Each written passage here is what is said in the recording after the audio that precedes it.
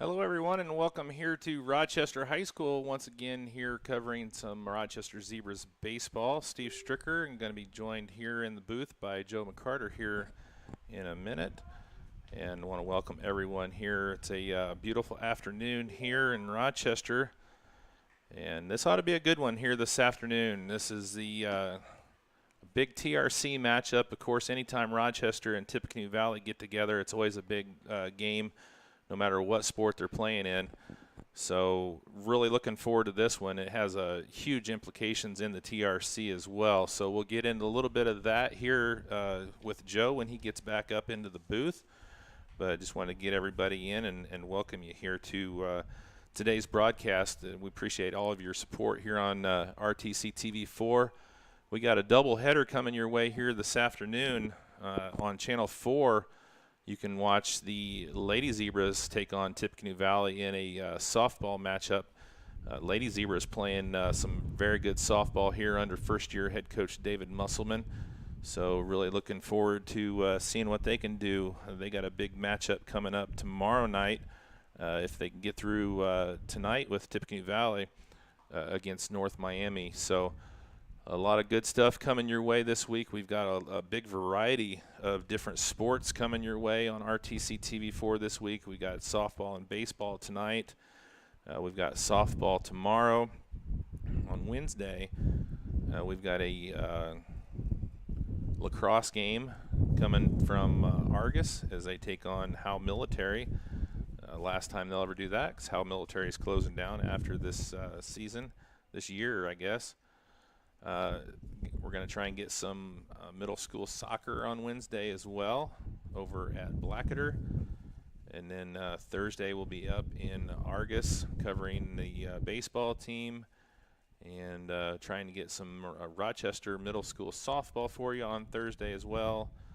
Friday we'll be up at Culver covering Rochester versus Culver in softball. And we'll throw in some youth league baseball for you, some minor league. Fulton Lugnuts taking on Smith Sawyer Smith on Friday from the Rochester Youth League Major League Field. So good variety of stuff coming your way on RTC TV4 this week. And like I said, here today we've got baseball between the Rochester Zebras and the Tippecanoe Valley Vikings. We'll get into some more of the specifics of this one here in a moment. We'll take a quick break and come back, and thank you for watching RTC TV4. First Federal Savings Bank has provided mortgage loans for over 50 years. We're now offering commercial loans to support our local businesses. We offer business loans for real estate, equipment, lines of credit, and investments. We also offer Simply Free business checking for all your banking needs. Contact Lindy Breeden, our business lending expert, to take the worry out of your business banking. And remember, we don't want to be the biggest bank, just the best bank.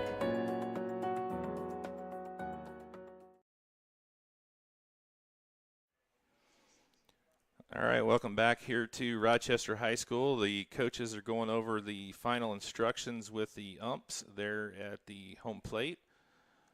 So they're going to talk, get that all taken care of. So let's talk a little bit about this TRC battle as it stands right now coming into this evening. Manchester is atop the conference with a 4-0 record. Rochester 4-1, Wabash 3-1, Tippy Valley 3-1, Southwood 3-1. Manchester is taking on Southwood tonight, so that'll be a big game. And then the Rochester Zebras, they control their own fate here in the conference. If they win here tonight, and they will be playing Southwood on the 8th. They do not play. So they lost to Tippecanoe. They beat Wabash already, and then they play Southwood on the 8th. So they kind of control their own fate. Manchester has to obviously continue to win out. They play a very tough Southwood team tonight. So that'll be another one that we'll keep an eye on. Tippy Valley lost to Southwood, so they've got to get a little bit of help. But a win here tonight makes things a whole lot easier for them, obviously. So Big implications here in the TRC. I want to welcome in Joe McCarter. Let him get his headset on there. And Joe, this is another big matchup here for the Zebras tonight.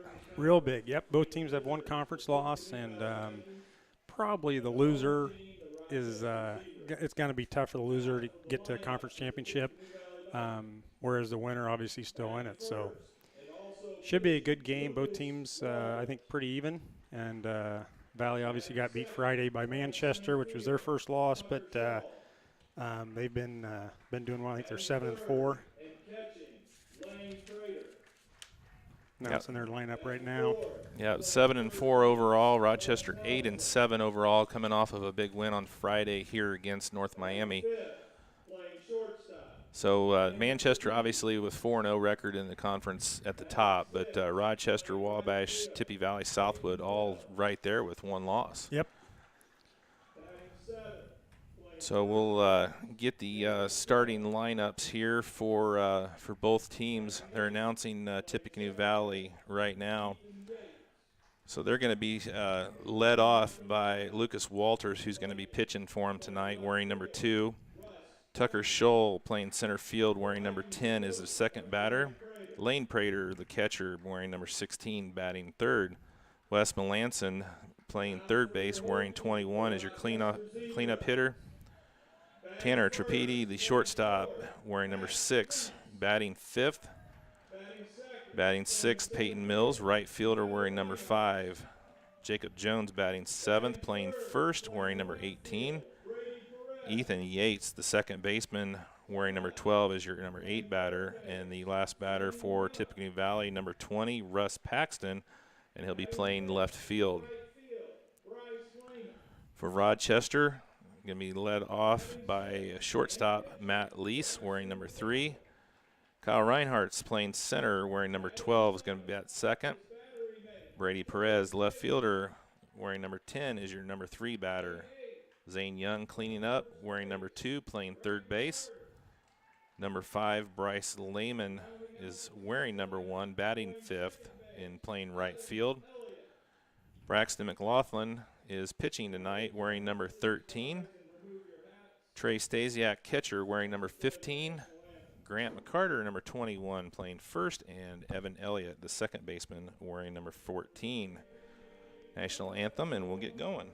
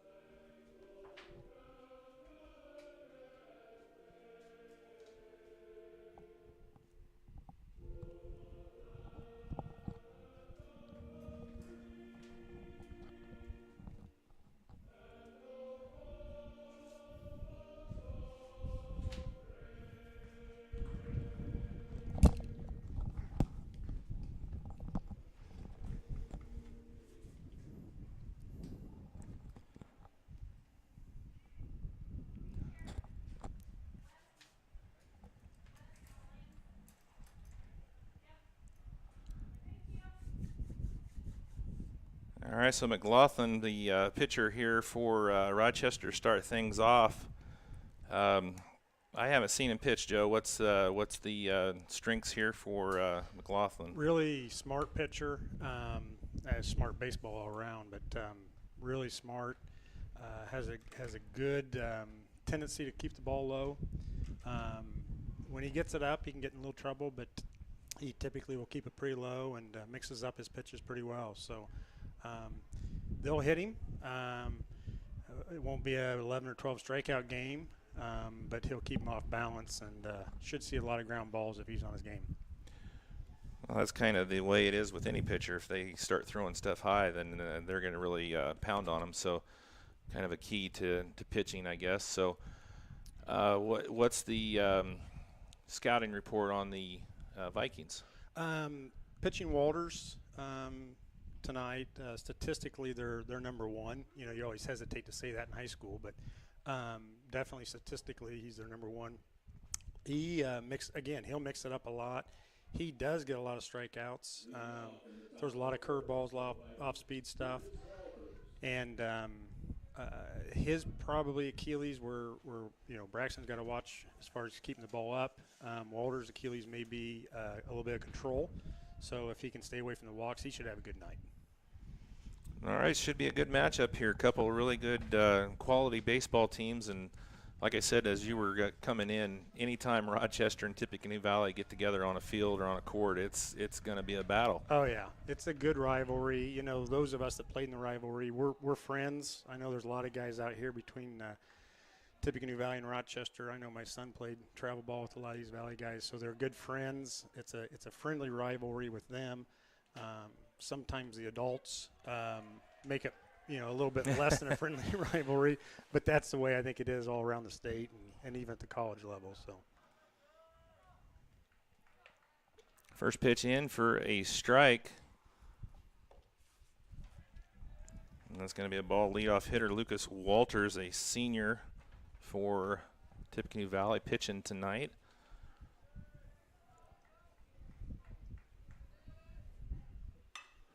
Shot over, that's going to hit the gap right between short and third. So Walters is going to be on with a leadoff single, starting things off. That's going to bring up number 10, Tucker Scholl, a junior.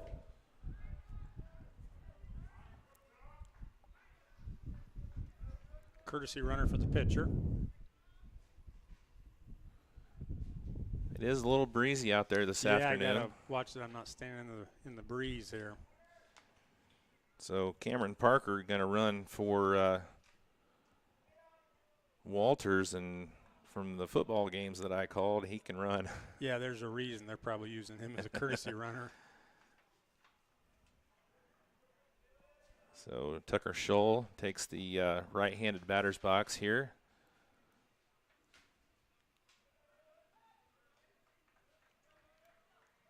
Just getting underway here from Rochester. No score. Top of the first. This is on that one outside. Ball one. And we can pull that shut. I'm just going to do it a little bit.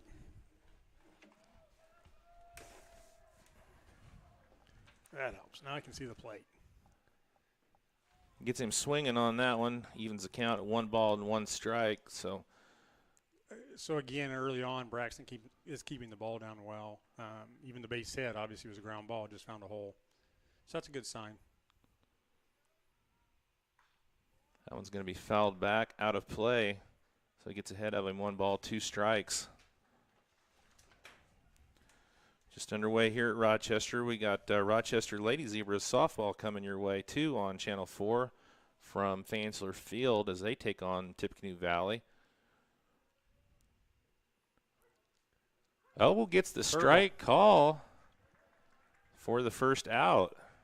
Just a little late on that call. I thought he was going to get a miss on the inside. So 1 out here for number 16, Lane Prater. Lane, a sophomore. She played a lot of baseball. I assume that's his, is Yes. that his dad's the coach? Yep. Okay. Yep. Strike call on the first pitch. Lane also an avid fisherman. Yeah. So, yeah, he's a big-time fisherman. So if you need any fishing tips, look up Lane. I could use a lot of fishing tips. Never been very good at that. Missing on that one. Pretty good crowd. Probably the best crowd we've had. I can't see the Rochester side very well, but Tippecanoe Valley traveled well. Best night we've had for sure. Oh, yeah. weather-wise. Yeah, the weather's finally starting to act like a spring day. Gets him swinging on that one for strike 2. Yeah, it was a beautiful day yesterday. I think I went outside early in the morning and came back in about 8 o'clock. Didn't even realize I'd been out all day. finally had a nice day.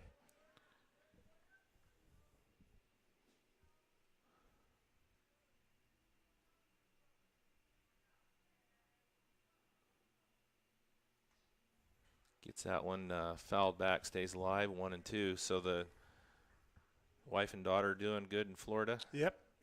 They've had, yesterday was a little stormy, but they've had a good time. Today is nice. So give them a shout out. I assume they're watching here tonight. If they are, I'll say hey to them. Hope you're enjoying the day. Hit and run, and it opened up a hole. Did. That's good baseball. Right where shortstop would have been had he not been covering on that hit and run. So single for Prater. And Walters, who courtesy ran for Walters? that was Parker, Cam Parker. So Cam Parker moves to second. It's going to bring up number 21, Wes Melanson, a senior as well. Pretty good smattering of seniors here for Tippecanoe Valley. The only downside for that play from the Zebra standpoint is both the second baseman and the shortstop were going to cover the bag. So assuming it was the shortstop's cover, then the hole would have been there. But if it was the second baseman's cover, then we should have been in the hole. But I'm not sure who they actually were having designated as the cover person there. Right.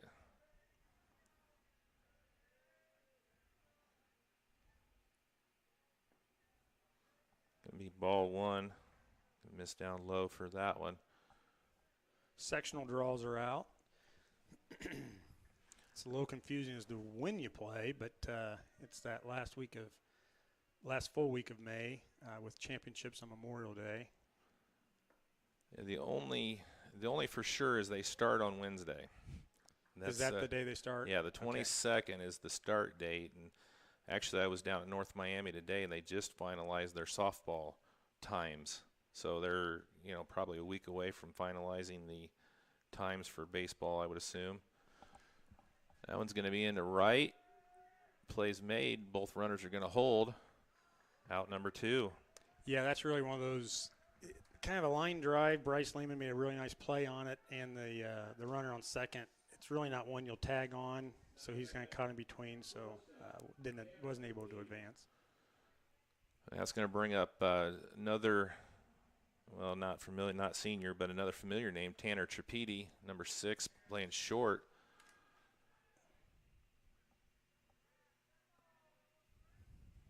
Got 2 on, 2 out here in the top of the first. Tanner, a really good 3-sport athlete. Yeah, really good basketball player for Tippecanoe Valley. And I think he's going to play baseball in college. Is he? Yeah. I should know where, but I can't remember.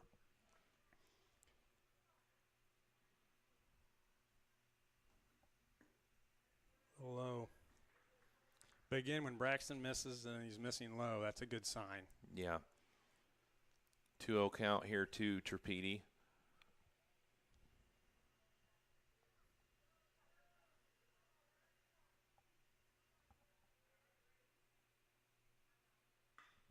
Back out to Lehman. Might have him burned. No, nope, he nice had a catch. nice jump on that ball for out number 3. So the Zebra is much like on Friday, able to get out of a little jam in the first inning and get the third out. The Tippecanoe Valley Vikings leave 2 on. So we're going to come back with the bottom half of inning number 1 for Rochester in just a moment. You're watching RTC TV4. We'll be back here in just a moment. This broadcast is brought to you in part by these local sponsors. Enyards True Value and Rental is your local one-stop shop for all of your home improvement and party rental needs. Let our friendly and knowledgeable staff help you with your next project or event. Enyards True Value and Rental of Rochester. Stay connected with the fastest internet speeds available with RTC Fiber Communications. Voice, data, and video connectivity for the 21st century. Local service, local support, local investment. Online at rtc1.com. Please support the local businesses that help us bring you this production.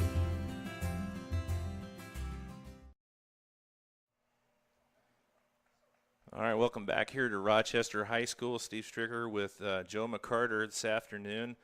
It's going into the bottom of the first here. Rochester will be up to bat for the first time. They're going to be led off by shortstop Matt Lease, center fielder Kyle Reinhardt's, and left fielder Brady Perez.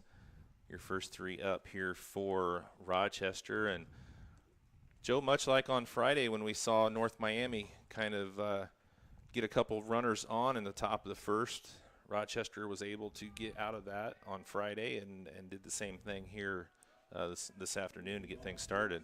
Yeah, if they can come back here and put some runs on the board, it's just baseball, I think more than any other game, is really a game of momentum. So, but as we said, the Walters for Tippecanoe Valley, senior pitcher, really good, and left-hander, which you don't see as much of, so that's always an added challenge. So we'll see what Maddie can do here leading us off.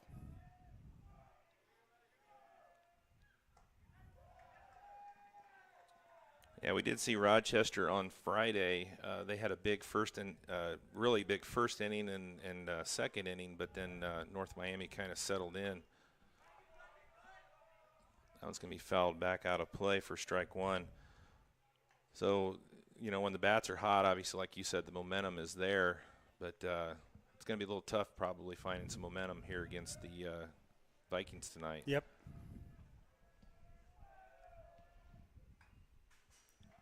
I'm back against the fence.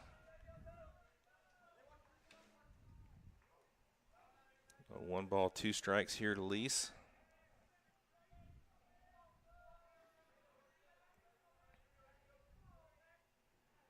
Good place for a curveball or something really bad.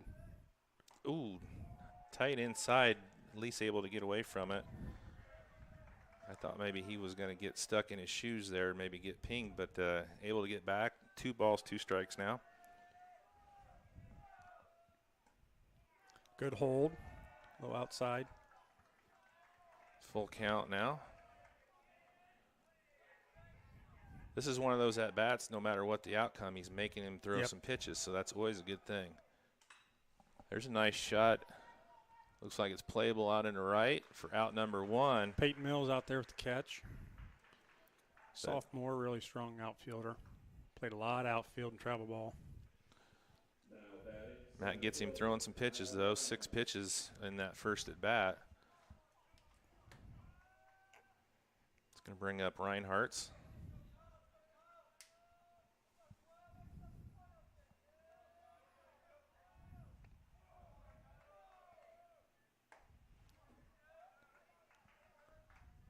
This will be an interesting, left-hand matchup here.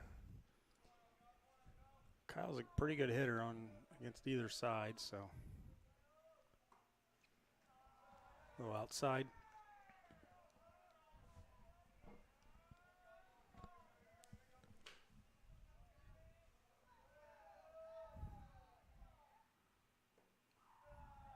Misses that one down in the dirt. 2 balls, 1 strike here. Really just a perfect day. It's about 73, 74, I think, on the thermometer, and just a slight breeze in our face. Good day for baseball. We haven't had many of those this spring. Yeah, no threat of rain. Fouled out of play. 2-2 count now for Reinhardt's. We had talked Friday about pitching rules, so I brought my sheet. So when we get a minute, I can go over that. It's pretty confusing, but it's also pretty interesting how they've gone from innings to pitches. That was just a good defensive swing by Kyle. He got out on the front foot with the curveball and was able to stay alive.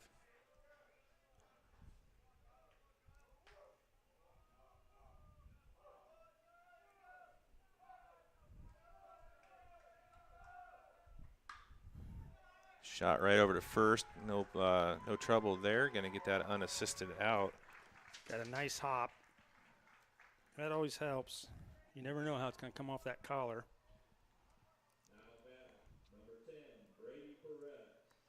So 2 down now for Brady Perez. Be interesting to see how they pitch to Brady. Coach Prater obviously knows Brady well, and see if they give him anything to hit. Yeah, I was kind of thinking that too. It looks like with 2 outs and nobody on, they're pretty willing to kind of stay away from him, and if he gets the walk, he gets the walk.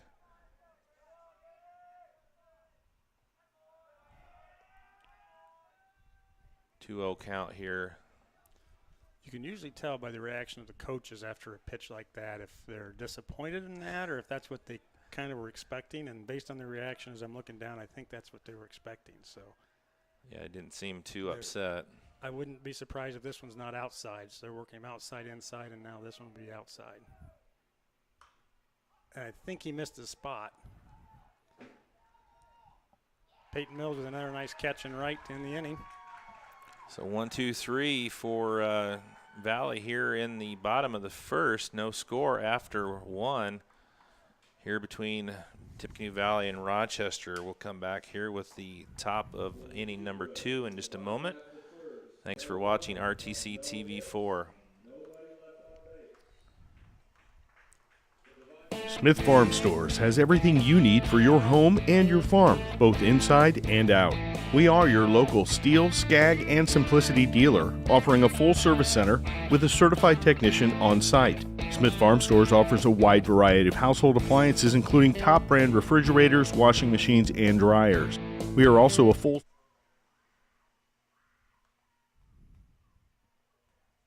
Smith Farm Stores has everything you need for your home and your farm, both inside and out. We are your local Steel, Skag, and Simplicity dealer, offering a full-service center with a certified technician on site. Smith Farm Stores offers a wide variety of household appliances, including top-brand refrigerators, washing machines, and dryers. We are also a full-service paint center, offering on-site color matching and more. Stop by today or check us out online. Smith Farm Stores, everything you need and more.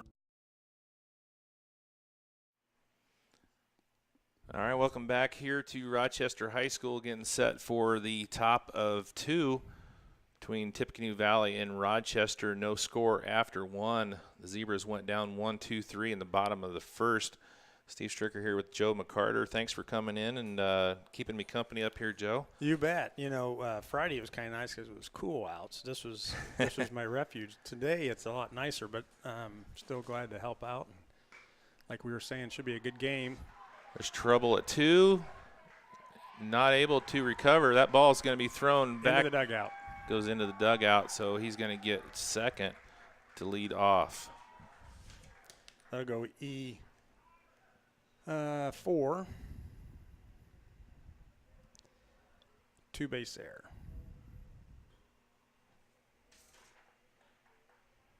So Mills on board here for Valley as we get started in the top of the second. That brings up number 18, Jacob Jones.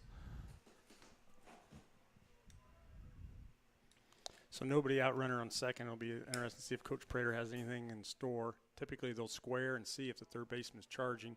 If the third baseman is charging, it'll turn into a straight bunt. If third baseman doesn't charge, he'll lay the bunt down.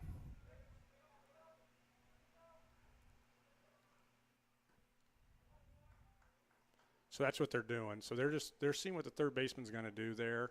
If the third baseman charges, the guy on second will just take off, and the batter will pull back. Mm-hmm. If the third baseman stays put, they'll put the bunt down and allow the runner to go to third, which isn't a bad play with nobody out. You need to have a runner at third, and if the bunt's fielded well with 1 out. Now they're going to swing away. And the reason they're swinging away now is because our third baseman stayed put. Mm-hmm. So. But some games you'll see as soon as you square, if the team's not ready, that third baseman will charge, and you get a free base. 2-0 count here to Jones. Gets him swinging on the outside. Strike 1.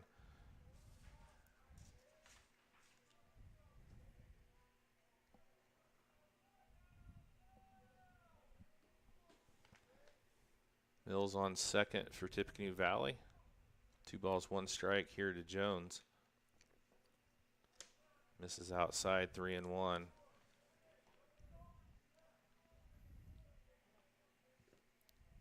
Number 12, Ethan Yates, waits on deck here for Tippecanoe Valley. Number 7 hitter, you'd like to make him hit. You're at the bottom of the order.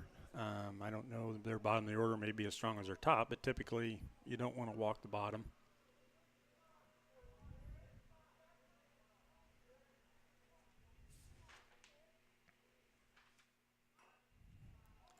There's the bunt. Second baseman not covering. So that'll go for a single.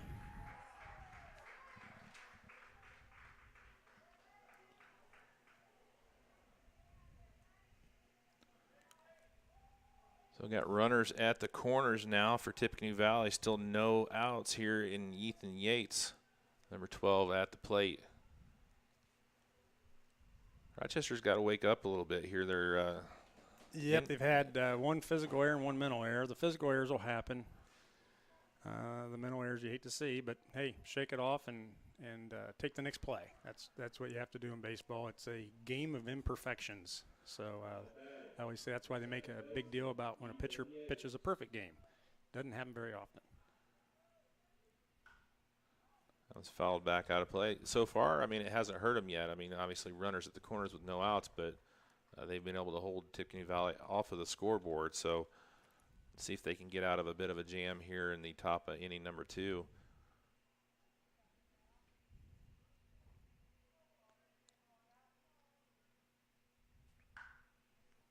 That shot to third, playable at home. Get him. Got him in time. Very close play. It was a close play. The throw was kind of away from the runner, and Coach Prater is going to come out and want to talk that over a little bit. But well, in high school baseball, you can't review it. Right. And I'm not, like I said, it was a 50-50 call. He got him on the leg, and I'm not sure when the runner touched the plate, but it was close. So that goes fielder's choice. Runner being out 5-2. Brings up number 20, Russ Paxton, the number 9 hitter, correct? Yep, number 9. One down, runners at first and second here for Valley. That one gets fouled back out of play.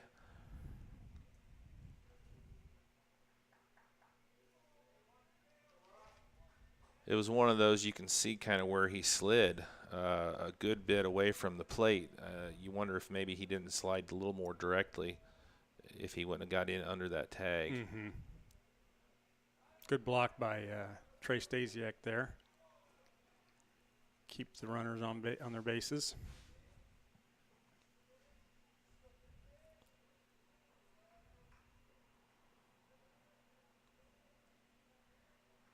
So runners at first and second here for Tippecanoe Valley.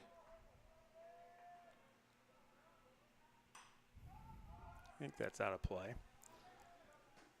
Yep, ran out of room. So Zane Young giving good chase, but leadoff hitter Lucas Walters on deck here for the Vikings. 1 ball, 2 strike here to Paxton.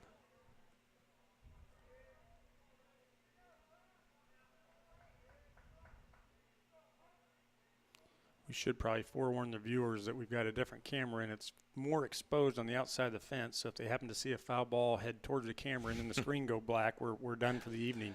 We're done. It should give us a better view, but with it came a few risks. Could be a double play. Turns into a fielder's choice of sorts, I guess. Good play. I don't think they would have had 2. Looks like Paxton has some pretty good speed, and Matty Lease there at short didn't want to take any chances on the flip, so he just took it unassisted. Back to runners at the corner, but now with 2 outs. Yeah, it's a lot better than no outs. Bringing up Lucas Walters, the leadoff. He singled and made it over to second in the first.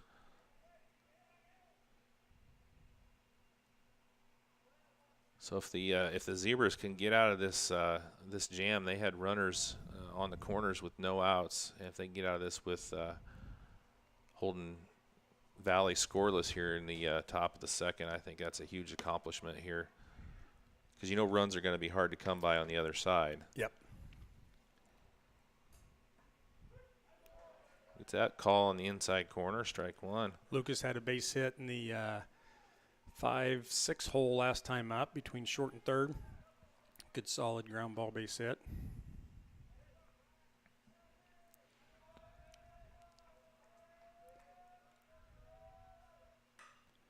Pop up, second base, shortstop's calling him off, and he squeezes it. So again, the Zebras escape. Wow.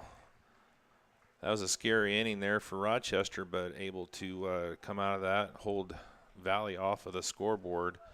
So after inning and a half, still scoreless here at Rochester. We'll be back here in just a moment. Thank you for tuning in to RTC TV4. This broadcast brought to you in part by these local sponsors. Enjoy the game with an ice-cold Coke. Locally owned and operated since 1907, Coca-Cola Bottling Company of Kokomo proudly supports 28 high schools in north central Indiana. Our starting lineup of brands are sure to keep you hydrated on the sidelines and at home. Coca-Cola Bottling Company of Kokomo. RTC TV4 thanks you for watching tonight's broadcast. Sponsorship and advertising opportunities are available, and free production is included with every sponsorship package. If you are seeing this, then your customers are seeing it too. RTC TV4. See for yourself. Please support the local sponsors who make this production possible.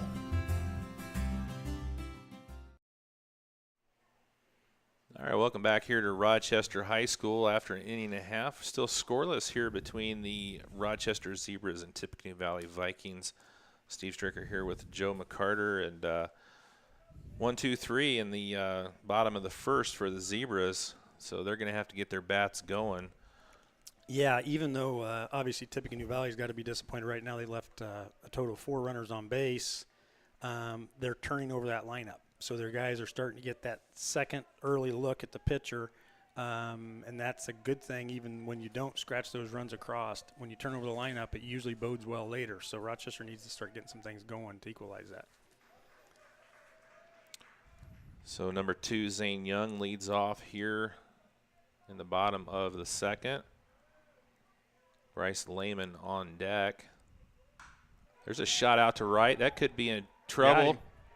It's going to go to the fence. Young's going to round first and be in the second with a double. There's a good start for the Zebras. Really good hit there. Right fielder Peyton Mills had no chance on that one. Peyton made a really nice throw into second, but Zane's got very good wheels. So leadoff batter on board here for the Zebras for number 1, Bryce Lehman.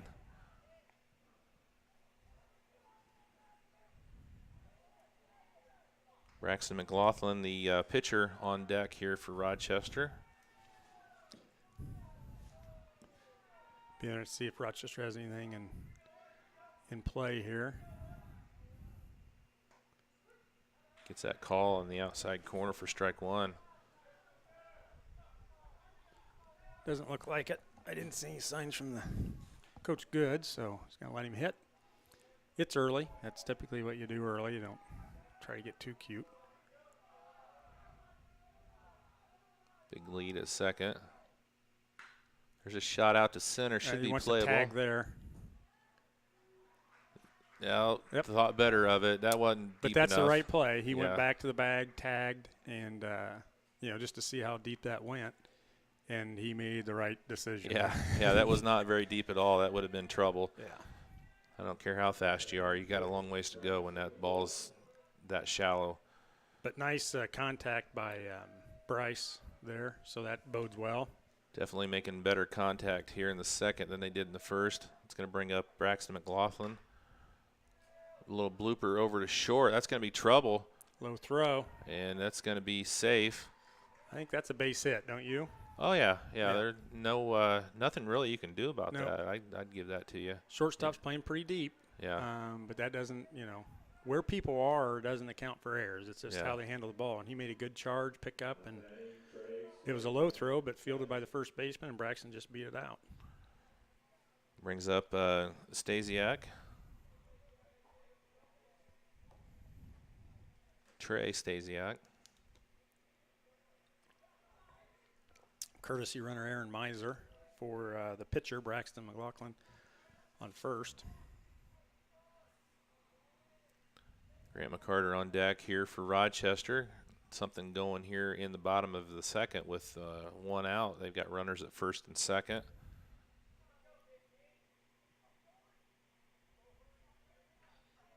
See what Trey can do. They've definitely been making better contact here. Nice thing about having a runner on second is it opens up those holes a little bit more. A little bit late on that swing. Fouls that one back, strike one.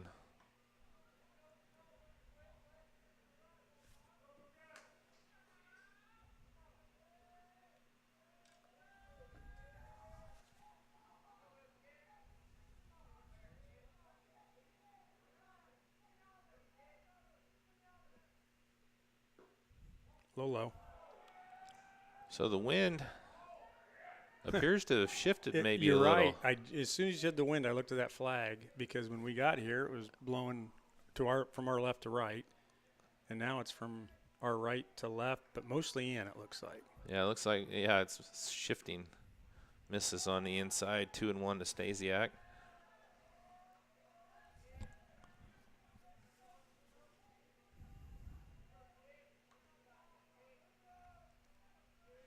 One down here in the bottom of the second.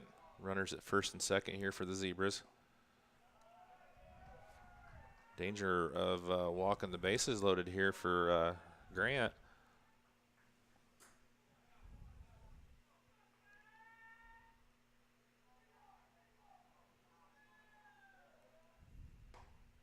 Gets out on the outside corner, full count now, 3-2.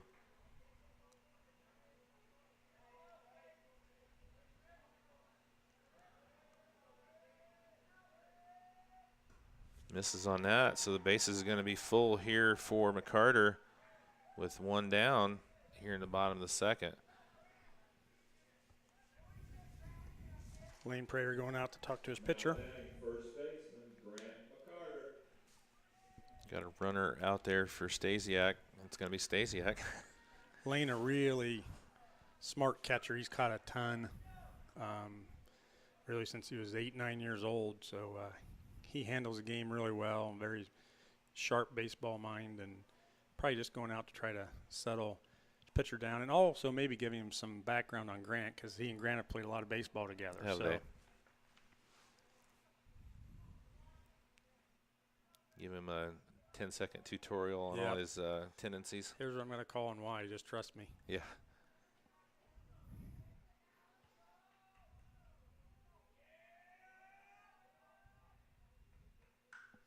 There's a shot to left. If it stays fair, it's going to be foul. Would have got a run in if it had been fair, or if the guy would have caught it, our left fielder. I'm not sure who that is in left for them. Russ Paxton. If Russ would have got over there and caught it, it's one of those that later in a game, in a tied game, you're probably not going to catch a foul ball out there. So probably be an off-speed curveball, I'm guessing.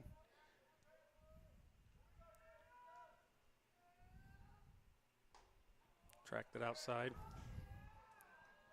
Just misses on the outside there. Good eye by McCarter. Evens count up at 1 ball and 1 strike.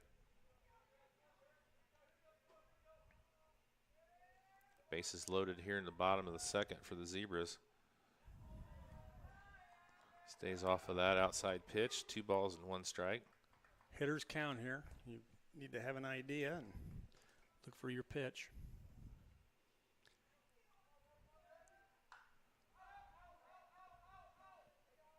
A little high and inside. Evens up at 2-2.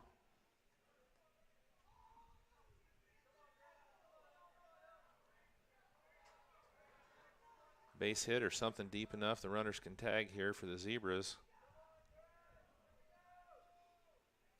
There's a shot out. That's going to be deep enough.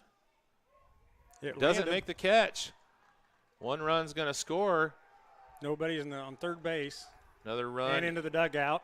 So dead ball. Runners are going to. Oh, he's going to give bonus the base. going to give the third run on the dead ball.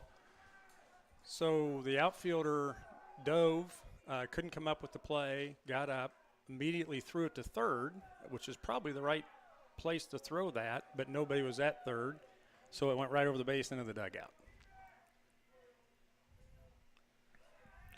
So the Zebras strike first.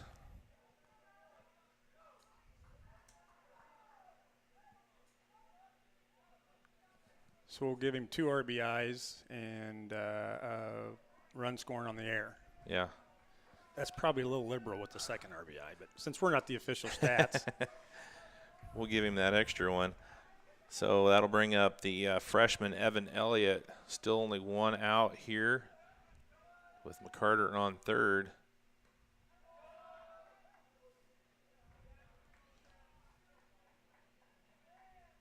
One ball, 1 strike. You have to give me a minute here. I got some new software. I know there's 3 runs on the board. I haven't got a chance to put them in yet. There's a big swing and a miss for the freshman Elliott. Evan was 2 for 2 on Friday. He's done a real nice job at the plate this year. Again, here he'd like to get a fly ball. Infield's in, so ground ball's not going to score the runner from third.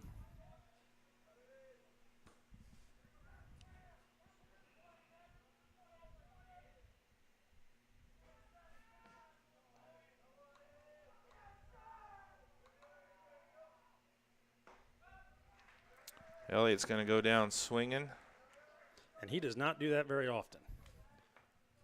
But again, you know, he's probably played half the varsity games, and I don't know that he's seen a left-hander yet this year, so it's different. We'll see if Maddie can come through. Maddie had a fly out to the right fielder first time up. Maddie gave him a little help there.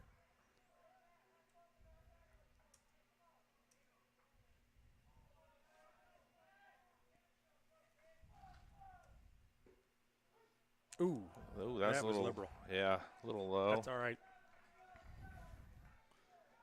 Low and inside, but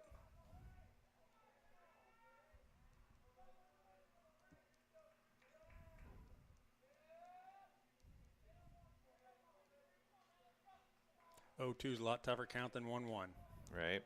A lot of people usually look at that third strike, but it's usually a strike earlier in the count that makes a difference in that bat. Able to keep that one. Fouls it back, stays alive here.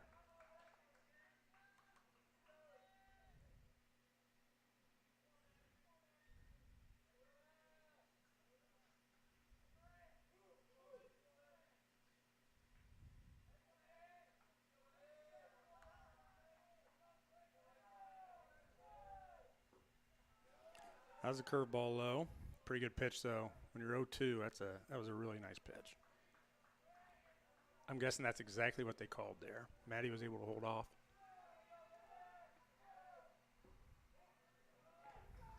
Again, a little low.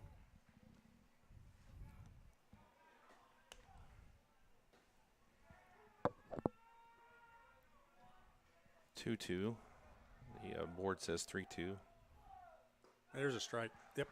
Well, that's going to end the inning, but the damage is done. 3 runs across for the Zebras, and after 2, Rochester leads 3-0. We'll be back here for the top of inning number 3 in just a moment, watching RTC TV4. For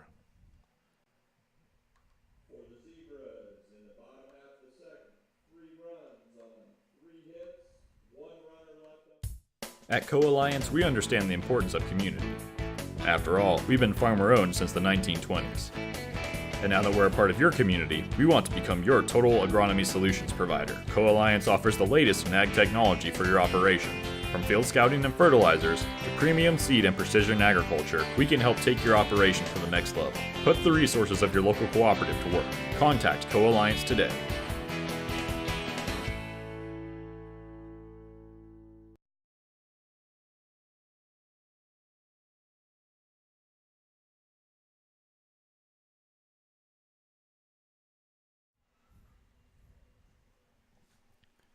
Welcome back to Rochester Baseball, Tippecanoe Valley Baseball, here on RTC TV4.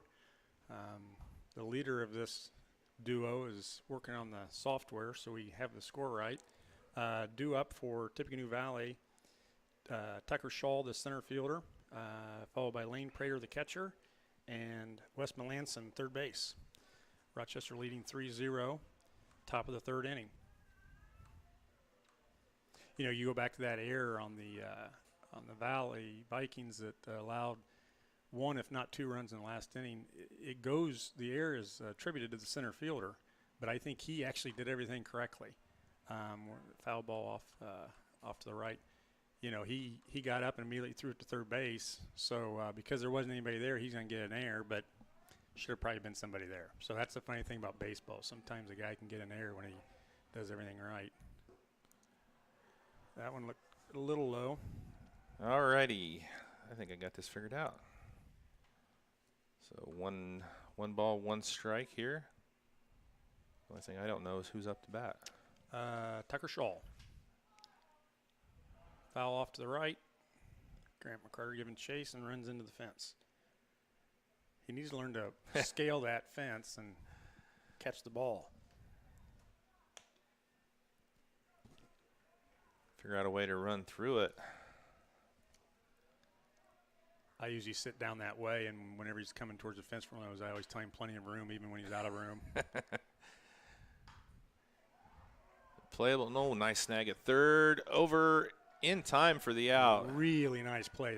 That last hop That was nasty. Was accelerated, and boy, Zane Young's got some quick hands. That was a very, very good play. And then throw a strike over to first base. Oh, yeah, deep in the hole with a guy charging first base. You can't get much better than that from third. Lane Prater, the catcher, up, had a base hit last time in that 6-5 hole. Actually, about where the shortstop is now. We were just having to cover second because of the hit and run.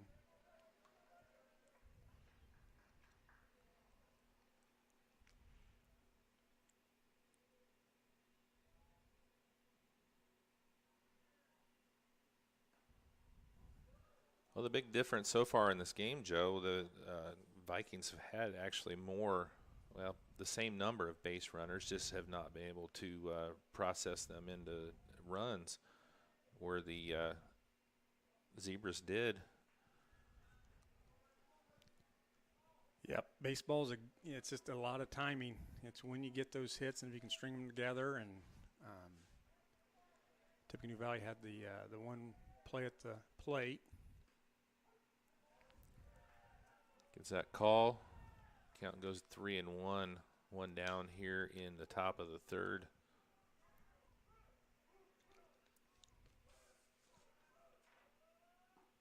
Nice pitch. We haven't talked about the Cubs and the Cardinals yet, have we? Not yet. We've got to get to that, though, before the evening's over for all the Cardinal fans listening. Yeah. Cubs had a pretty good weekend. Definitely. Swept them. The game on Saturday that I got a chance to go to, that was excellent game. So foul tip. Oh, they called the foul tip. It was a foul tip, and didn't hear that in from and out here. of the catcher's mitt. I was ringing that up as out number 2. So full count here. Shot over the head of the second baseman, in for a base hit.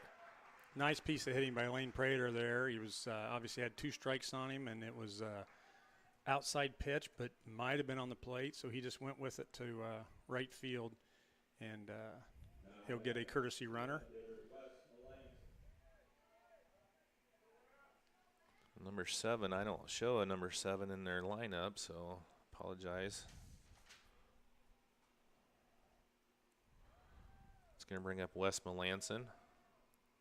Wes had a line shot, fly ball line shot combo. I don't know which you'd call it, to Bryce Lehman and Wright last time up. Bryce made a nice play on.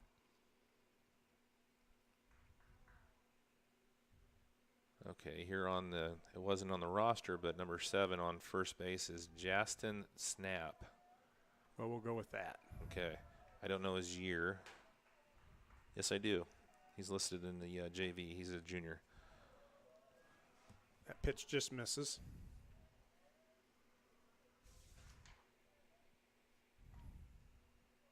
One thing about Friday's game, Trey being able to come out when he did, is Rochester has all their pitchers available. Runner's taken off. Only play will be at first. Another great play, though. Nice play. Real strong arm by Zane. Gets the out. The runner does advance. But with 2 down, that's going to bring up number 6, Tanner Tripedi. Tanner also flew to right last time up, first inning, to end that inning.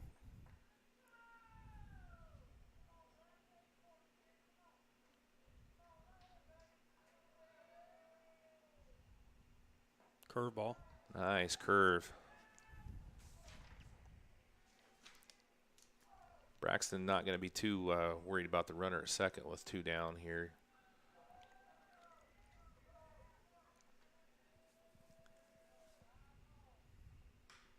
Here's another shot. Right. It's going to be right in that in-between. Nice play by Bryce Lehman calling off the first baseman. And he had the play, calls it off, and that's going to end the top of inning number 3. The Vikings are going to leave another runner on. And after 2.5, it's going to be Rochester 3, Tippecanoe Valley 0. We'll come back here in the bottom of the 3rd for Rochester in just a moment. Thanks for watching RTC TV4. RTC cable subscribers. Now you can watch your favorite cable networks wherever you are on your phone, tablet, or computer. Just log on to www.watchtveverywhere.com. Enter your RTC account information and sign up to watch TV everywhere. Live sports, videos on demand, and more, all for free with your RTC cable subscription. Watch TV everywhere. Another great service from RTC.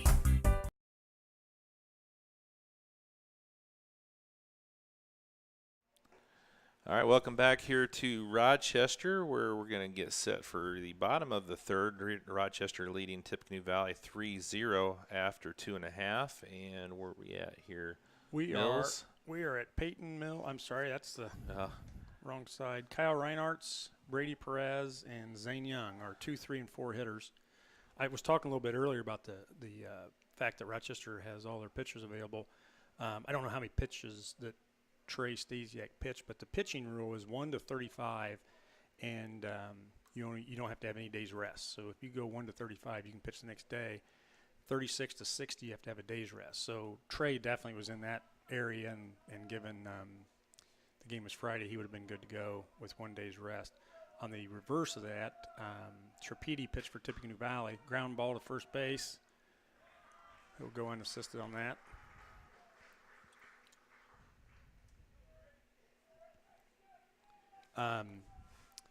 Whereas Tripedi pitched Friday night for Tippecanoe Valley, and I saw he went 6 innings. I don't have a pitch count, but I'm guessing he was in the 81 to 100 area. And when you pitch 81 to 100, you have to have 3 days rest. So he wouldn't be eligible to pitch today. Not that they would do that anyway with probably a sore arm. Brady fouls it back. I think Brady'd like to have that pitch back based on his reaction.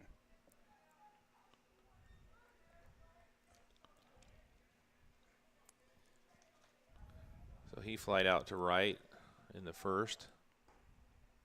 Ooh, that just missed. Rochester Junior Varsity is in action tomorrow, weather permitting, and it does look better now than it did yesterday for tomorrow. They're at Carroll. Curveball went right in there. Drops Nice that pitch. one.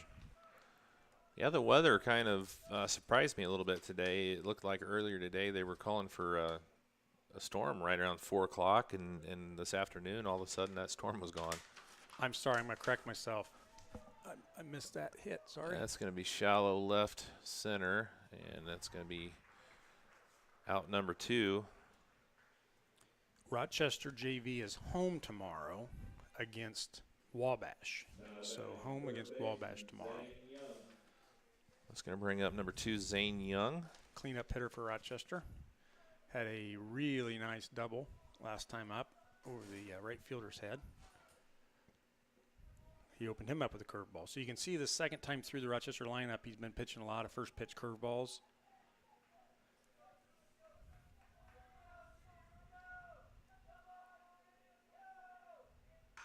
There's a Fastball up shot. the middle. So Young's going to be aboard with a 2-out single, bringing up Bryce Lehman. 2 for 2 on the day for Young. JV home tomorrow against Wabash. Varsity plays at Southwood on Wednesday, weather permitting.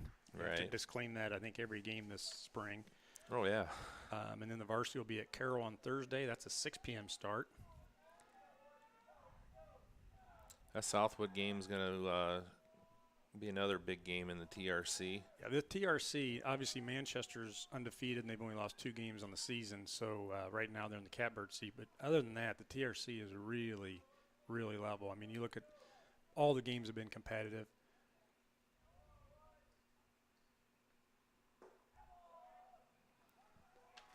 It's really a good competitive league. You know, we talked Friday night even with North Miami. They haven't won a game in the conference, but they've lost, I think, 2 one-run games, and you know they've been very competitive.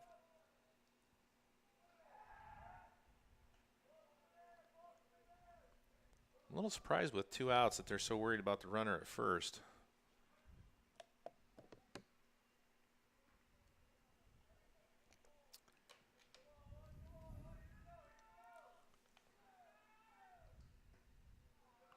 Bryce Lehman last time up had nice contact, flew out to the center fielder, but on a well-hit ball. Over at Fansler, the Zebras leading 1-0 over Tippecanoe Valley in the bottom of the 5th. Figured that would be a good game as well. Again, that, you know, on the softball side, conference very competitive. Oh, yeah.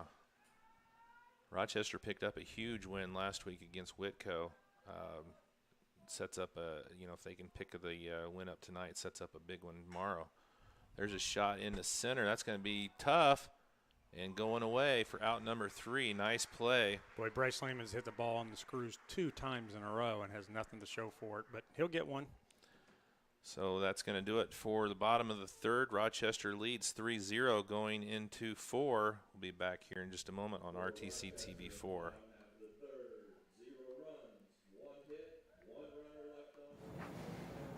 This is Old You. And this is Now You. Five wears his fire hat. Top of 4.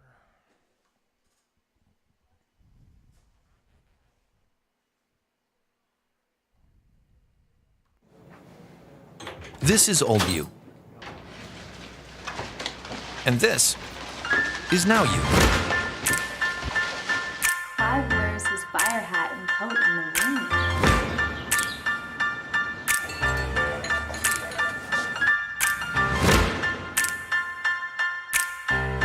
Things change. Your insurance should too. Talk to an Indiana Farm Bureau insurance agent. And now you can stop knocking on wood. Hitting. Welcome back here to Rochester High School, getting set for the top of the 4th for Tippecanoe Valley. It's going to be Mills, Jones, and Yates still trying to get on the scoreboard. They've left 4, I believe, through 3. They have left on base 5 guys. 5 guys through 3. So 2 in the first, 2 in the second, and 1 last inning. Peyton Mills had a reached on air last time up. Another really good hitter. Another sophomore for Tippecanoe Valley. Tippecanoe Valley, much like Rochester, has a really good mix. Got some seniors that love the game and are going on to play at the collegiate level, and they've got juniors, sophomores, so it's a nice mix as well.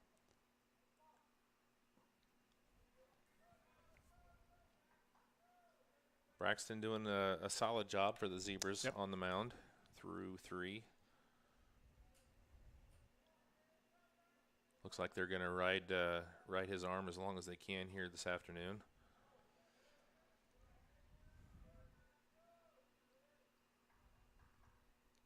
He's gotten behind a couple hitters, but has been able to battle back, so we'll see if he can do that here. Pop up. Must be behind us. Everybody's looking our way.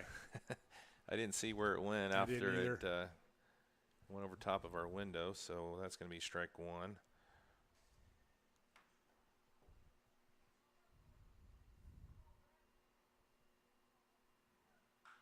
There's a shot. That's going to be foul. Yep. Off-speed curveball. Got him out on front. Peyton made nice contact but pulled it foul. So you saw the Cubs backup catcher hit his first career home run, and it happened to be a grand slam. Yeah. Is that right on Saturday? That was an exciting game. Dug themselves a little bit of a hole, down 5-1. There's a shot in the shallow center. That's going to be caught. Nice adjustment there in center. Off the bat, I thought that was down. Again, a nice piece of hitting on a low outside pitch, but it just kind of hung up there. Sometimes when you're hitting into the wind, with the spin of the ball, it actually holds up more than if the wind was blowing out. So, yeah, it was exciting. And then with Baez coming up there and getting that home run in the 8th. He's something. Curveball lead him off. So Jacob Jones, the first baseman up, he had a single the first time at bat. He had that bunt.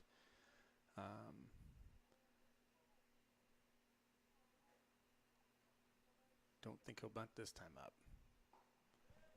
Swing and a miss. Nice pitch there by Braxton. Almost had a little bit of a slider action going away from him.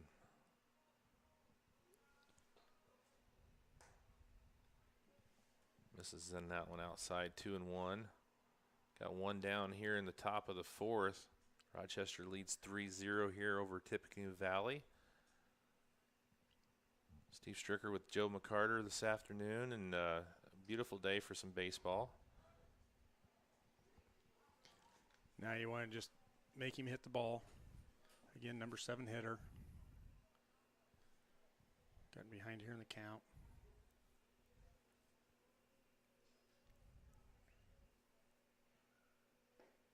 That's a nice pitch. Gets him swinging. Full count now here for Jones.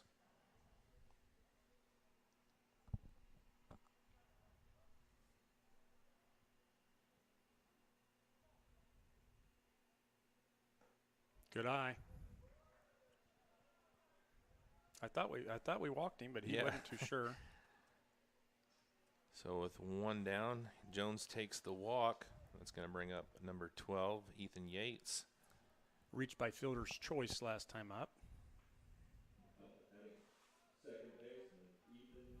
believe he hit it towards the shortstop. I think that was the one where we took unassisted. That's good. We get up on the batter here early. Right on that outside corner, gets the call. So one strike.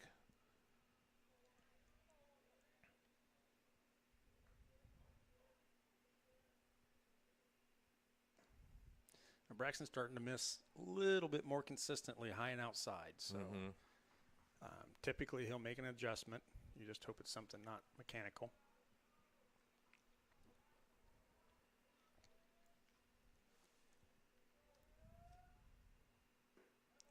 There's a nice pitch. Gets that one in for strike 2. 1 ball, 2 strikes.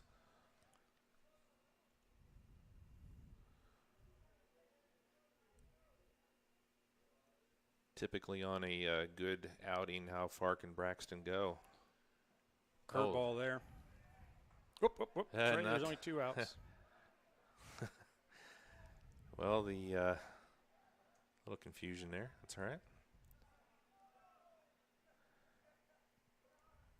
2 outs for Russ Paxton.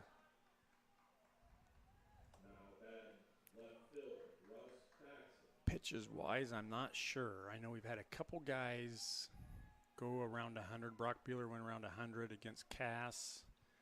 But that's kind of the foul tip there. That's kind of the line, I think, but I don't know. I've never heard that conversation.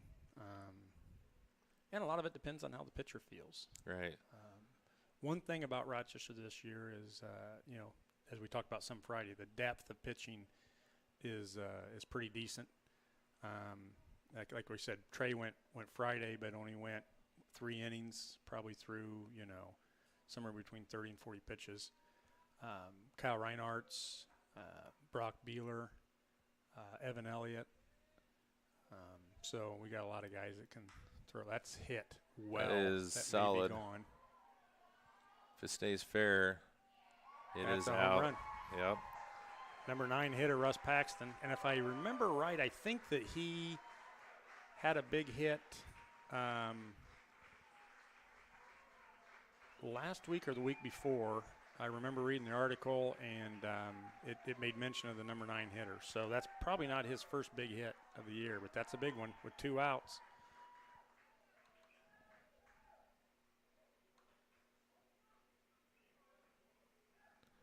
Well, that brings leadoff hitter Lucas Walters up.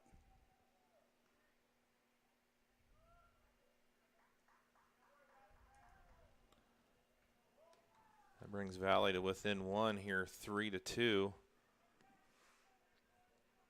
Still 2 down here in the top of the 4th.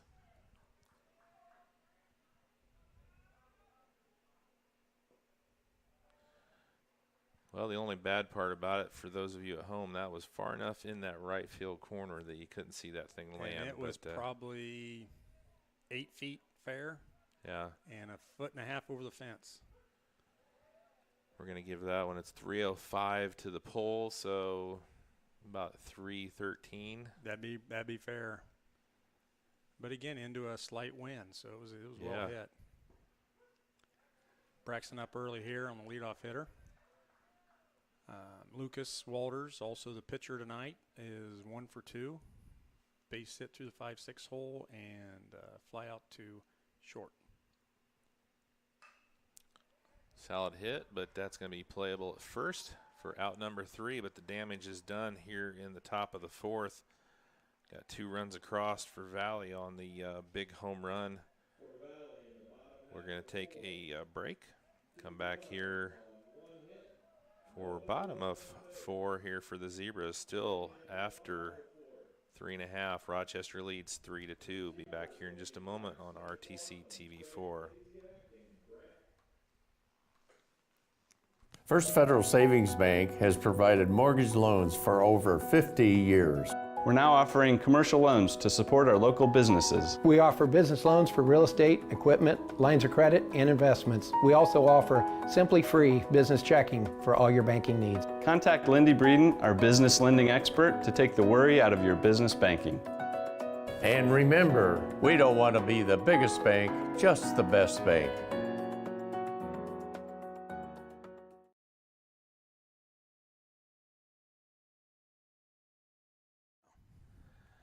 All right, welcome back here to Rochester High School, where Rochester leads Tippecanoe Valley 3-2 after a big home run in the top of the 4th. Coming back with the bottom for Rochester, we're going to be at McLaughlin, Stasiak, and McCarter as we enter the bottom of the 4th. So one of the less threatening innings for Tippecanoe Valley that last half, but they get 2 runs. Yeah. Whereas in the first and second inning they were all over the bases and came up empty. That inning just a walk and a blast, and it's 2 runs. So.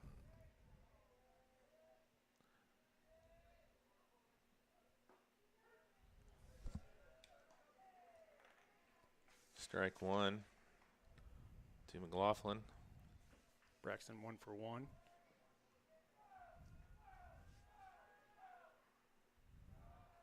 Drops that one down a little low. 1 ball, 1 strike.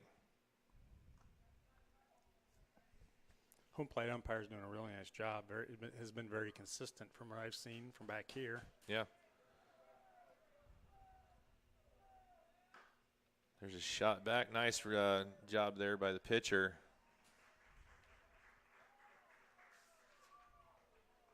Walter's doing a good job of fielding his position. Gets the out. Brings up number 15, Trey Stasiak. Walked last time up. Later scored on the throwing error.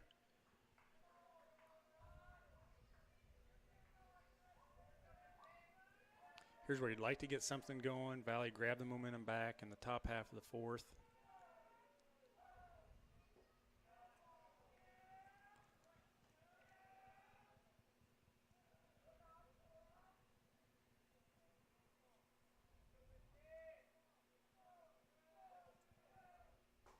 Good cut. Just missed.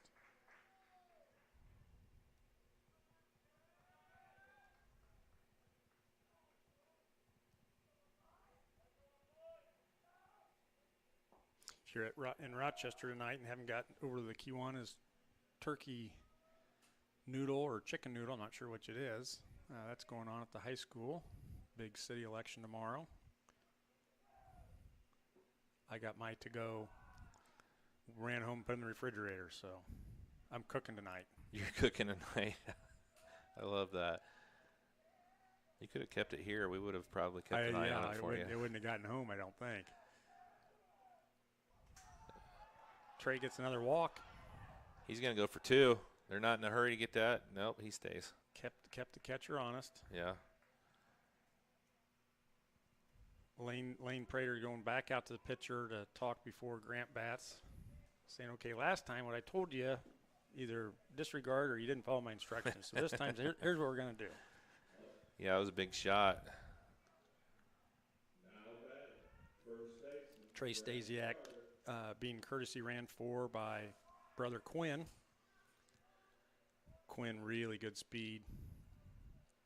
I kind of compare him to Baez. He finds a way to advance, get from base to base. I've seen him caught in some tough pickles before, and he gets out of them. So how do you think that works out at home? You know, you get in there by your younger brother and get subbed, don't get to run.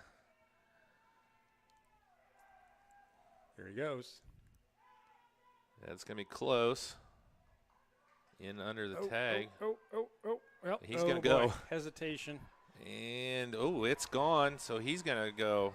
So some throwing errors. And you know, my point exactly. Yeah. You know, Quinn did a nice job stealing, then hesitated twice.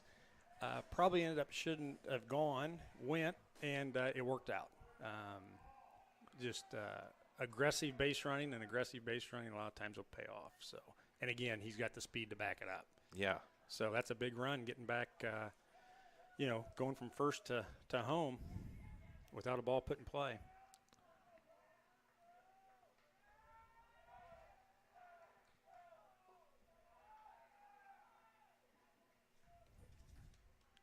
So I've got our feed up from Fansler here and over on RTC4, actually on Channel 4 or on the web. The Lady Zebras now lead Tippecanoe Valley in softball 3-0 in the bottom of the 6th. It's fouled back. Count goes to 2-2. Coach Musselman doing a great job with the Lady Zebras. Coach Musselman and Coach Beeler kind of co-coaching, given the last-minute departure of the past coach. Curveball, a little low. Oh, he rung him up. Wow. Okay, well, that'll happen. Yep. Again, you got 2 strikes on you, so anything close. Yep. That curve just dropped right down in there somehow. 2 outs. Elliott up with 2 down. Evans struck out the first time up. He does not strike out a lot, so I'll be surprised if he doesn't put it in play here. Oh, wow. It's going to be just foul. Doggone it. Sorry, all the good corner plays right there, but it's going to be strike 1 on Elliott. That was a nice, solid hit, just about 2 feet foul there off of left field. So Rochester scores another one, now leads 4-0 in the bottom of the 6th. Looks like there's a runner on second for the Lady Zebras. Now Evan in a little bit of a hole. Needs to battle. 2 down, 0-2 count here.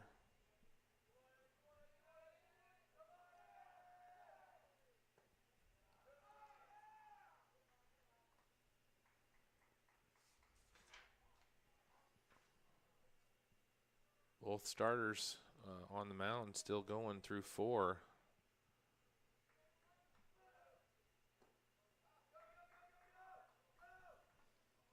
Smart play by Evan there. The ball hit the ground. Even though the catcher caught it off the bounce, it's still considered a live ball on a 3rd strike. But he was thrown out by Prater. But they do get 1 on some aggressive base running by Stasiak, and now lead 4-2 after 4. So we'll be back here with the top of the 5th here in just a moment on RTC TV4. This broadcast is brought to you in part by these local sponsors. Enyard's True Value and Rental is your local one-stop shop for all of your home improvement and party rental needs. Let our friendly and knowledgeable staff help you with your next project or event. Enyard's True Value and Rental of Rochester. Stay connected with the fastest internet speeds available with RTC Fiber Communications. Voice, data, and video connectivity for the 21st century. Local service, local support, local investment. Online at rtc1.com. Please support the local businesses that help us bring you this production.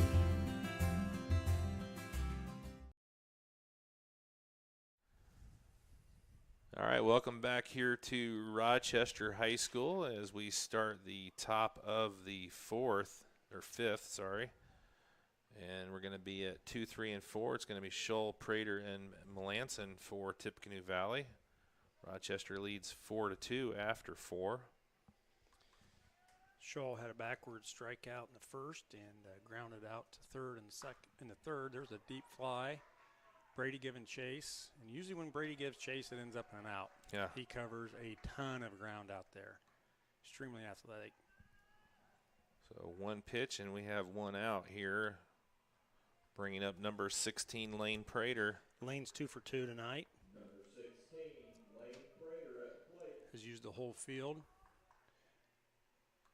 Ground ball in the 5-6 hole and a looper into short right.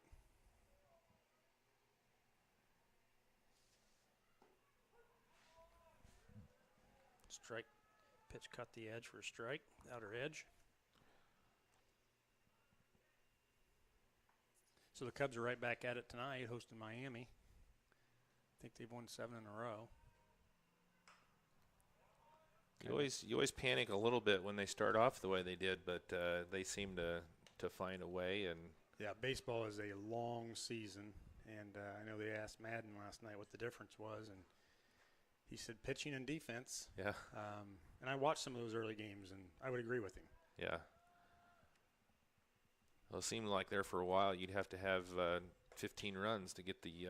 Well, and that's the thing, and it really is a snowball effect. When you don't pitch well and/or make errors, and you give up a lot of runs, it puts more pressure on the offense. Everybody goes up there and thinks they've got to score 3 runs with 1 swing. So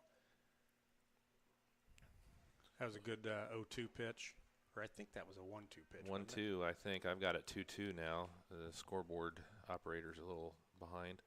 We need protection in the bullpen down for Tippecanoe Valley down the left field line. There's nobody down there protecting the bullpen battery. Yeah, we saw in that last inning, what a little pressure, does, as Stasiak was putting some pressure on the defense of Tippecanoe Valley and ended up going from first to home basically in the same play. And that's, people, folks at home when you watch baseball on TV, and I do it too, I'm going, what were they doing there? But sometimes aggressive running pays off. Yeah. Pop up, second base. Oh, no. Dropped it. So Elliott drops that. Looked like a little bit of shifting going on. I think that wind was really playing havoc on that. Was not comfortable, and I believe that snap courtesy running now for Prater. Prater reaching on the air. So 1 down with 1 on brings up number 21, Wes Melanson.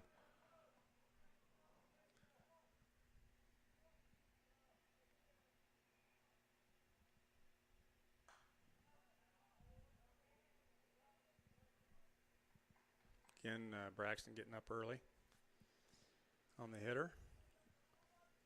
Looks like the Lady Vikings down to their last out over at Fansler, trailing by a score 4-0 with 2 down in the top of the 7th. So Lady Zebras softball looking to put the finishing touches. I believe they'll be 5-0 if they win that in the conference.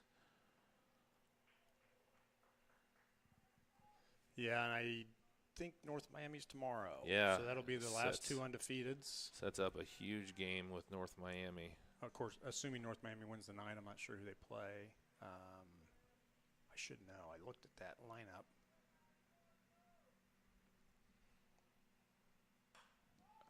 Shot. Playable. Stasiak, and he has trouble with it. Unable to make the play in foul territory. So we've dropped 2 pop-ups. Hopefully it doesn't come back to haunt the Zebras. Should be out of the inning, but we're not. And again, that's baseball. Right.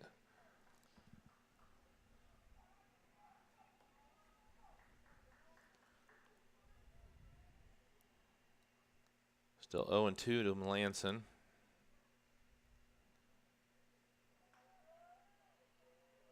One on, one out here. That throw down to first.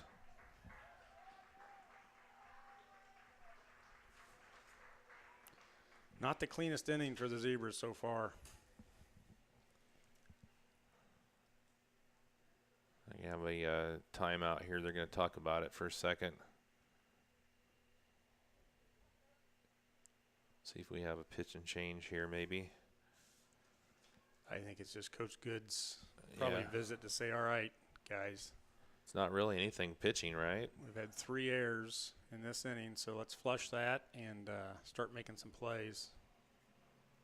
So the Lady Zebras wrap their game up over at Fansler. Final score, Rochester 4, Tippecanoe Valley 0. Congratulations to Coach Musselman and the Lady Zebras. They, what did we say, 5-0? Yep. In the conference.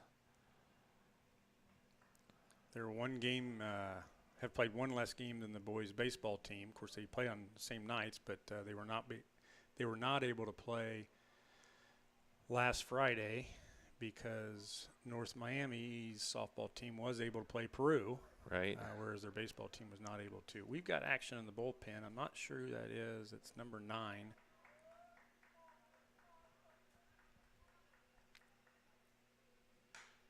There's a shot out to center. That's going to be out number 2. Nice catch out there in center. Kyle Reinhardt covers a lot of ground out there. He's played a lot of center field. He's really good.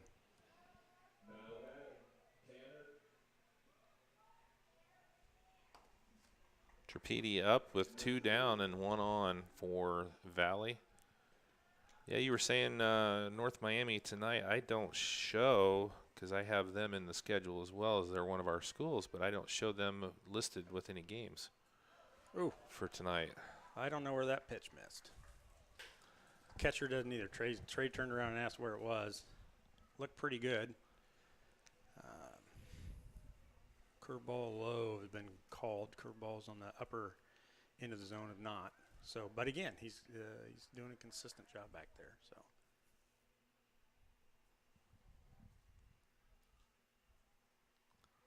Two-zero count here for Tripedi.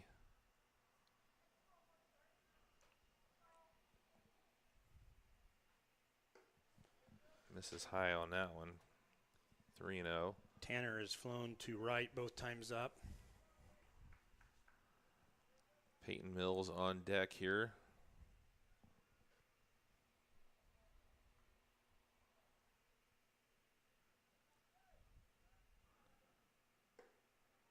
So he's missed 3 times high. So 2 down here for the Vikings, but they've got runners at first and second. Bringing up number 5, Peyton Mills. Peyton reached on an error by the second baseman and flew out to center field.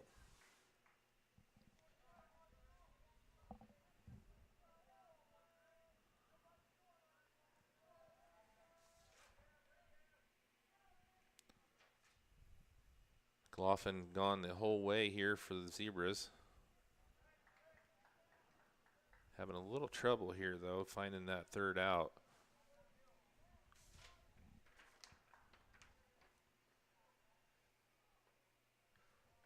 Blake Hughes out in the bullpen warming up.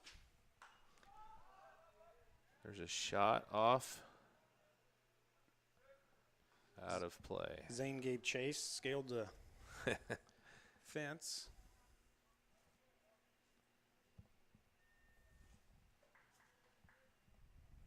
Sun coming back out here. Makes for a pretty shot with that green grass with the sun out. A little overcast, but beautiful day here in Rochester. Just misses. Mills able to check his swing right there. 2 balls, 1 strike.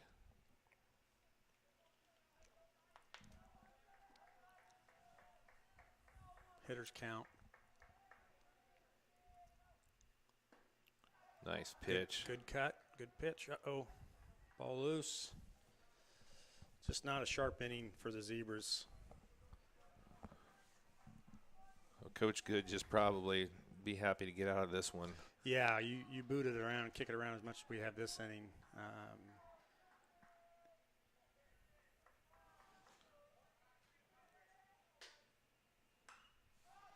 It's up in the air. And that is out number 3. I want to welcome all of those of you who just watched the Lady Zebras win against Tippecanoe Valley here at Rochester High School. After 4.5, it's the Rochester Zebras 4, Tippecanoe Valley 2. So we'll come back here with the bottom of the 5th here in just a moment. You're watching RTC TV4. Smith Farm Stores has everything you need for your home and your farm, both inside and out. We are your local Steel, Skag, and Simplicity dealer, offering a full-service center with a certified technician on site. Smith Farm Stores offers a wide variety of household appliances, including top-brand refrigerators, washing machines, and dryers. We are also a full-service paint center, offering on-site color matching and more. Stop by today or check us out online. Smith Farm Stores, everything you need and more.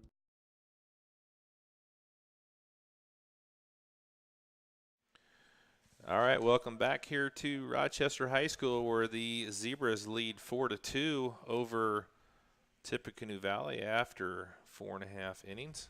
Shout out to my good friend Mick Miller watching us from Swayze, Indiana.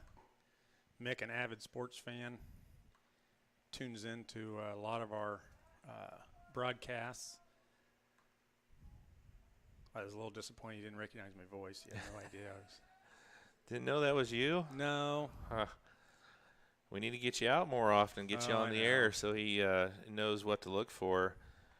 So Matty Lee's going to lead off here in the bottom of the 5th. Matty has flown to right and struck out. Curve ball. Come back. Play. Back to the pitcher for out number 1. That's the kind of outs that you like if you're a pitcher. One pitch and get the out. It's going to bring up Kyle Reinhardt's. Kyle has had 2 ground balls to the first baseman unassisted, so 0 for 2, so he's due because Kyle's a really good hitter. Ooh, wow. Boy, that was off the plate. Got the call on that one. They're setting up on the outside on that. Yeah. So he hit a spot for sure. Curve ball. Oh, that hit him. Curve didn't curve. Yeah. Those are the ones you like to get hit by because they don't hurt much. Right. I can say that up here. Yeah. Change of speed. That's a little warmer out, so they don't sting quite as bad. But Kyle, another fast base runner. Of course, with Brady up, you don't know how aggressive you want to get. And with a left-handed pitcher, it makes it more difficult to run. Brady 0 for 2, so he is due. They haven't really given him a whole lot of no chances, so we'll see if they make a mistake here. Curveball. Must have been a little low. Yeah, it dropped down in almost at dirt level. Again, if you're joining us after watching the Lady Zebras win. Throw over. Kyle had a good read. Kyle or Coach Stasiak. Yeah. First base coach plays a key role on helping that runner on first. Walters has a pretty, I don't know that we've seen his best move, but when he's coming home, he has a little bit of a kick. That's kind of the indicator that he's coming this way. I'm sure Coach Stasiak's picked up on that.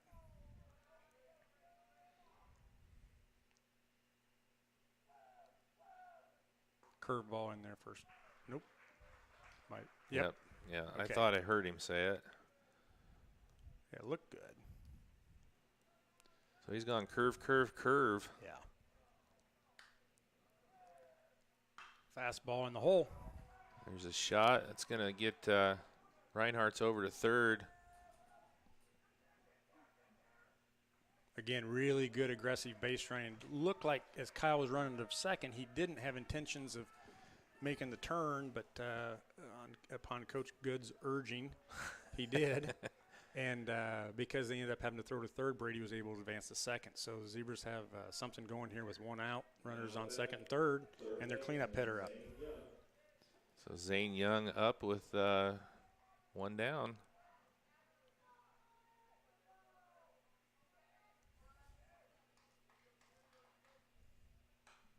Oh, get out of play. Zane guessed curveball. We've been seeing about from third inning on, first ball curveball. Mm-hmm.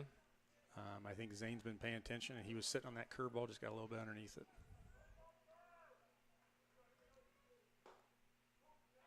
This is low. That one was outside as well. As Lane Prater, the catcher, is setting up well outside.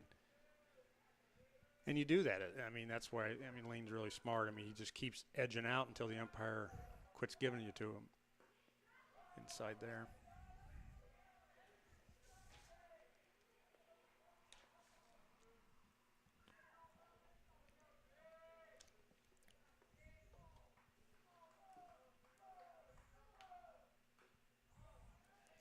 Curveball again. Zane really wanted that one. He did.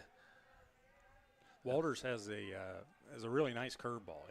It really drops. Yeah. Well, Zane really had a beat on that, it looked like, but it dropped down even more, I think, than he thought it was going to. It's one of those 12-6 type curveballs they talk about. I think it's full count here. Yep, 3-2 count here to Young. One down here in the bottom of the fifth. Big spot. You'd like to put the ball in play here. Keeps it alive. Yep. Defensive swing. Again, he got that strike call on the first pitch on an outside pitch, so although that looked outside, he didn't want to let it go with 2 strikes on him.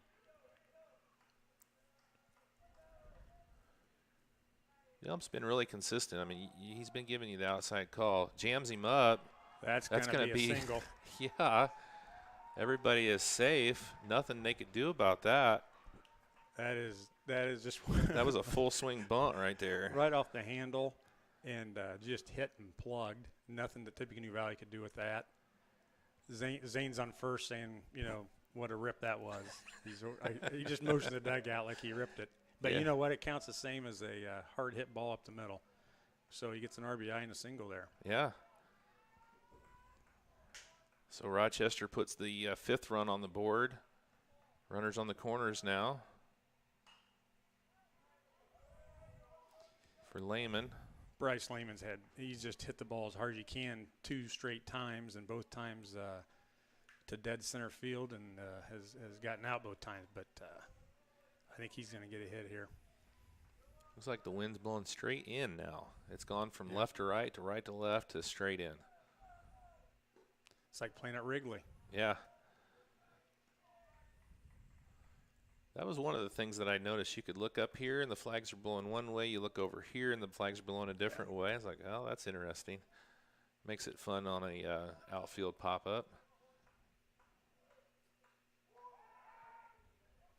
See what happens here. You got a runner on third. They're not going to So that may have been a pickoff, but also may have been intentional on Rochester's part. We saw that Friday night. Yeah.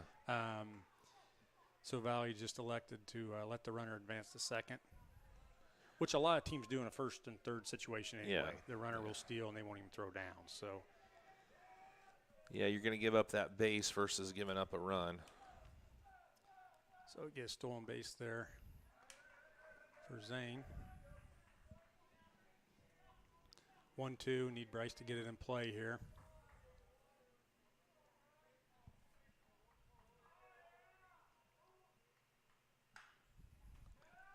Another pop-up. Looks like it might be shortstop coming all the way over to catch that one. Clearwater on the right side of second base makes the play. 2 down now for McLaughlin. Braxton has a nice single and then a ground ball to the pitcher, so he's 1 for 2. Big spot, see if he can help himself out here. Curve ball, just curved in there. That's a hard ball to hit when it hits that outside corner.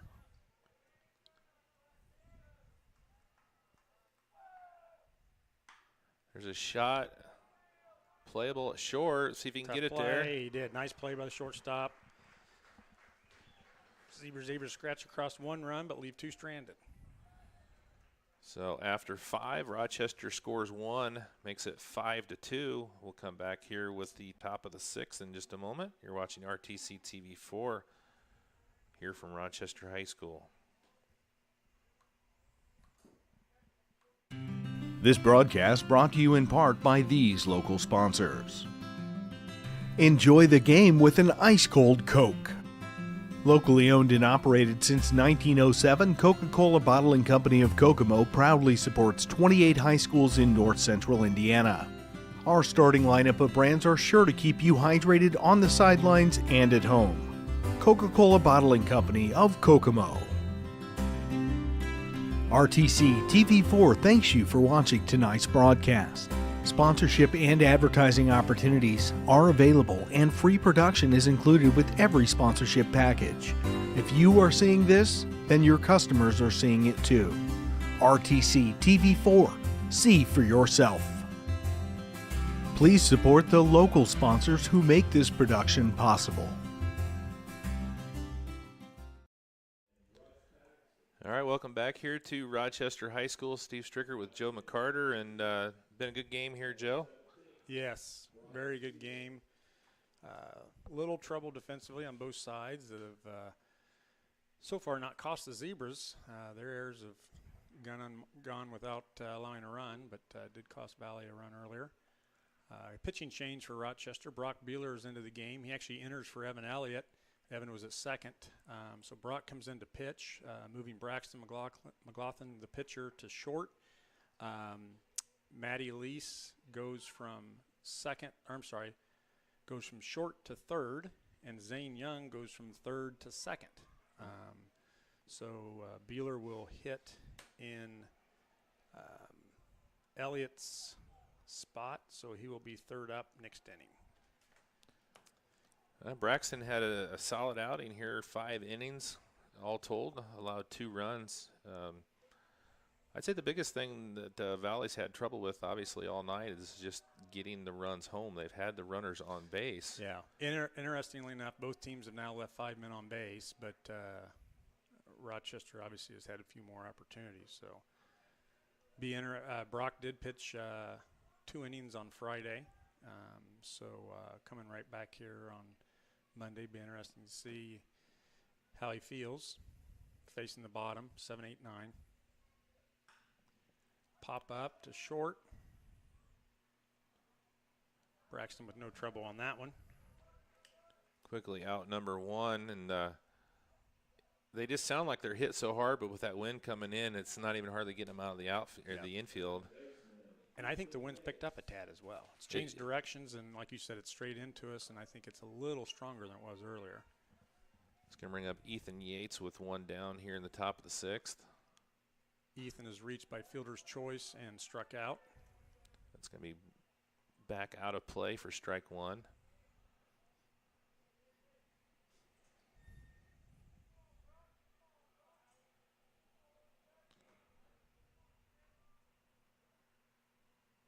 Good curveball. Oh, that was nasty curve. That started at him and ended up off the plate. That from right here, right behind him. I mean, that was a neat pitch to see. Either is going to be either in the dirt or the same pitch. And it's in the dirt. So he's up on him 1-2. Now he'll probably come back with that curveball.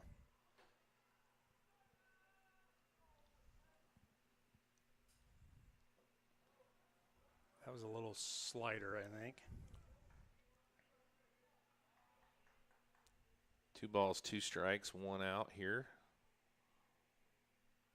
Ethan Yates at the plate for the Vikings. There we go. Gets that one. That's that low strike that he's been calling consistently. Yeah. That's out number 2. That's going to bring up Russ Paxton here. So Russ reached by fielder's choice in the second and then had that big 2-run home run in the fourth. Bryce Lehman's out and right, backing up a little bit. Might also want to move over to the right. There's that curveball. It's really nice, and it shows a veteran umpire when they can pick up on the curve a new pitcher and the new pitcher's curveball right off the bat. Because curveballs as an umpire, it's as deceiving as for the hitter. Yeah. And you'll see a lot of times an umpire, it takes him a while to get used to it. But Brock's first really good curveball, he called for a strike, and then, of course, that one, Brock threw that one a little bit outside, and sure on purpose to see if he can get a chase. 1-1 count here. That's going to be popped up behind the plate. And bounces out of the mitt, so it's going to be strike 2. That was a tough play. It was tough. There's no position where it's harder to catch a pop-up than catcher because you're usually having to turn around. Yeah. Nobody else in the field has to turn around usually to catch a ball. And then that spin is bringing the ball either back or carrying it away from you.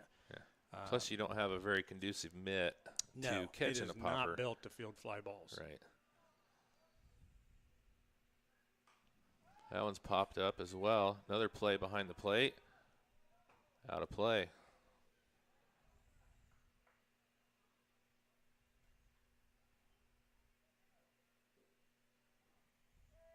Well, Stasiak's getting a workout back there. He is.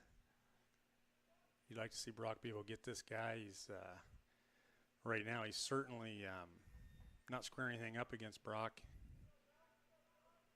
And being the number 9 hitter, we got the top coming up, so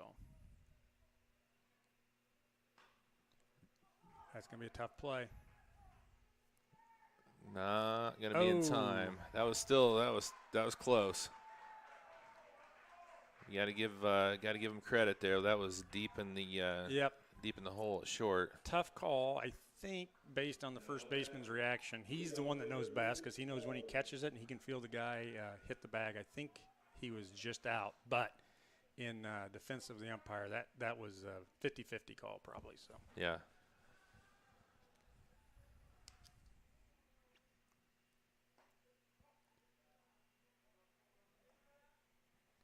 So 2 down with 1 on brings up the leadoff hitter, Lucas Walters. 1 for 3 on the night. Single in the 5-6 hole, fly to 6. Pop up the shortstop, I should say, and then ground ball to first unassisted. Beeler misses on the outside on those 2, so 2-0 count here to Walters. Same spot. Left-handed batter here, so the pitcher's getting a different look, and sometimes it's just kind of hard to gauge that. So on 4 pitches, he walks him.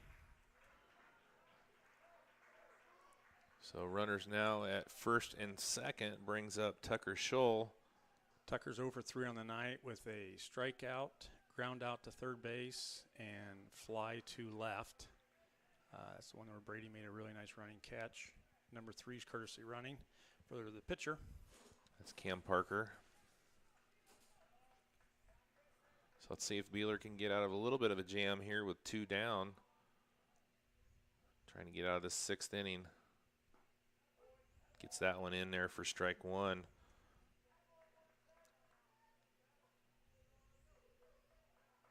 anytime you can get that first pitch strike, just puts you in that much of a better spot. You can maybe go a little bit here or there, trying to see if you can get them to chase.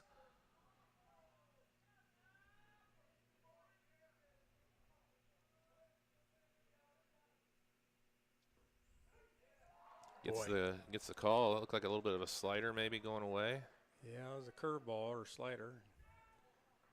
Finished a little bit outside, but probably crossed the plate. It's hard, you know, on a curveball, the catcher may reach and catch it way out, but it will cross the plate as a strike. Right. So Beeler ahead 0-2 now here. Yeah, I want to be careful here. You don't want those runners to advance, but usually this would be something low in the dirt.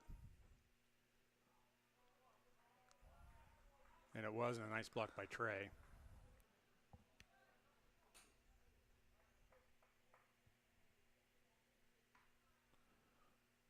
Zane Young from second going in to talk to Brock.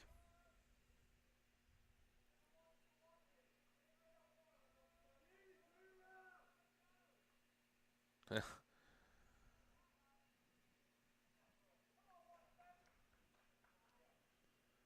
a little action in the Zebra bullpen. I think I'm not sure who that is.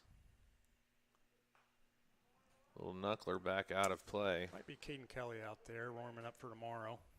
Getting his 14. Elliott. Oh, that's Elliott? Okay. Yeah, Evan.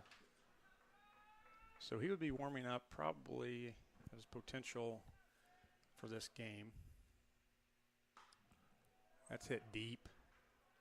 Looks like it's playable in center.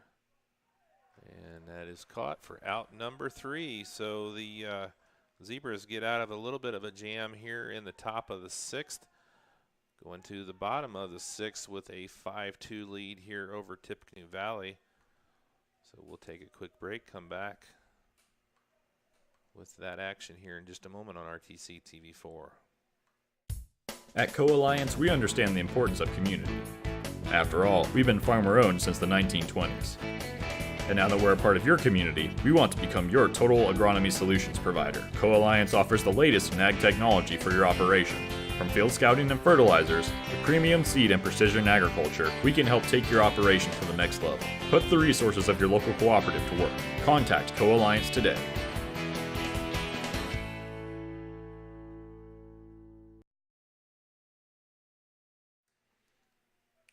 All right, welcome back here to Rochester High School, getting set for bottom of inning number 6 here. Rochester leading 5-2.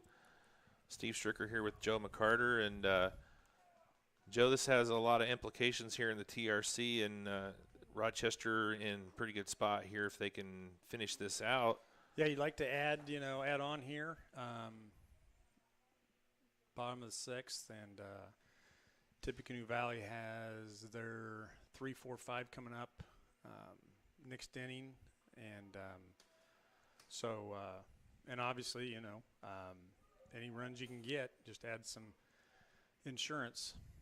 Trey leading off has walked twice, so he has no official at-bats. Trying to see if I can find an update. Manchester playing Southwood, another battle at the top of the TRC tonight.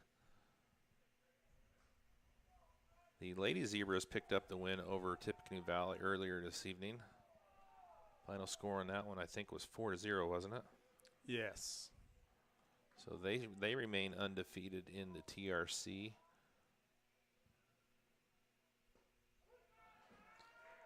Trey goes to 1-1 here.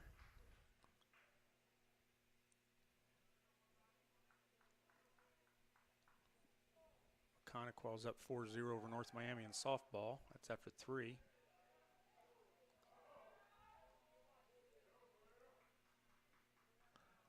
Conequa's kind of been in a little bit of an enigma in softball this year. They've won. They beat Frontier, who's number 2. There's a shot. Trouble. It's going to be in fair territory.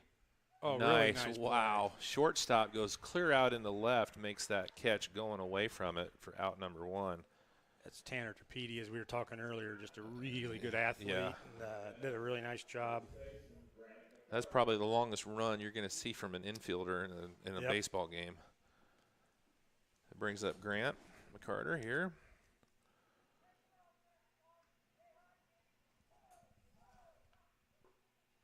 Ooh, got him on the curve.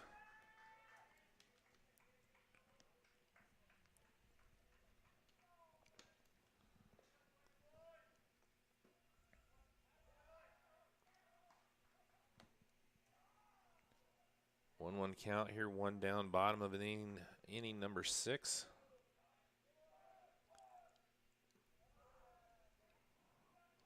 That one curved just a little too early.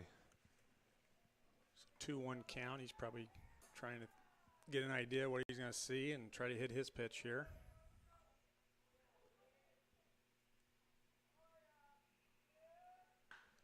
There's a hit. I think it's just foul. Just outside of fair territory, about 2 feet.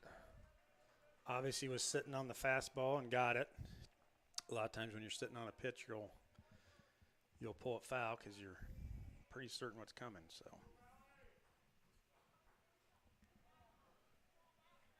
he's hit 2 of them over there tonight. He's going to see a curveball here.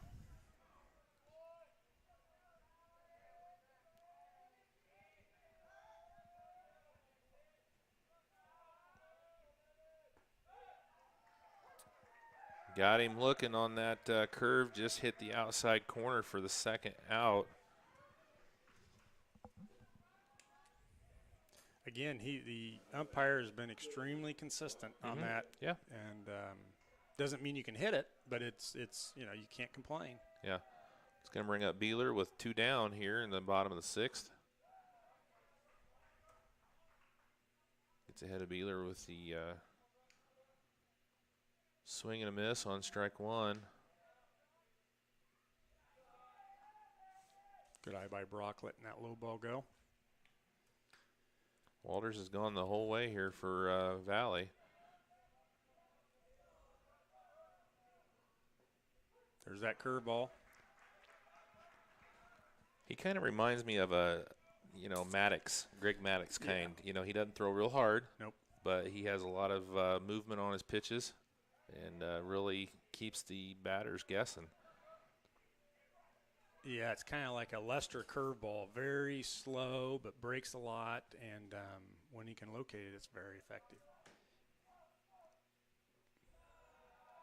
Again, it's one of those deals where you just, which like Grant last time up, he did when he got up in the count, he took advantage of the fastball. He just hit a little bit foul. But if you get behind and he can throw you that curveball, it's going to be hard to hit. Mm-hmm. There's a fastball. Well, that does it. So Tippecanoe Valley has one more at bat here to try and come back from 3 down, entering the top of the 7th. It's going to be Rochester 5, Tippecanoe Valley 2.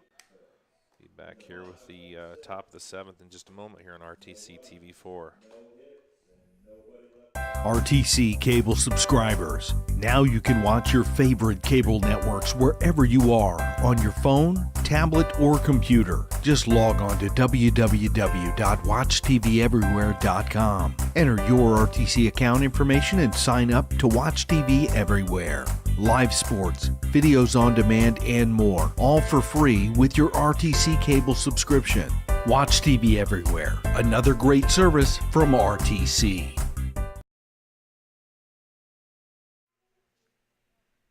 All right, welcome back here to Rochester High School. 3 outs away from Rochester Zebras' victory here, leading 5-2 going into the top of the 7th.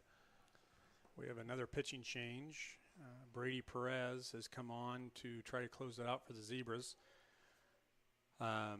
Matty Lease at 3rd, Braxton McLaughlin at short, Zane Young at 2nd, Grant McCarter at 1st, and there's the substitution for Brock. So Quinn Stasiak comes in Brock Beeler's position to play right. And then Kyle Reinhardt stays in center, and Bryce Lehman, who started the game in right, moves over to left.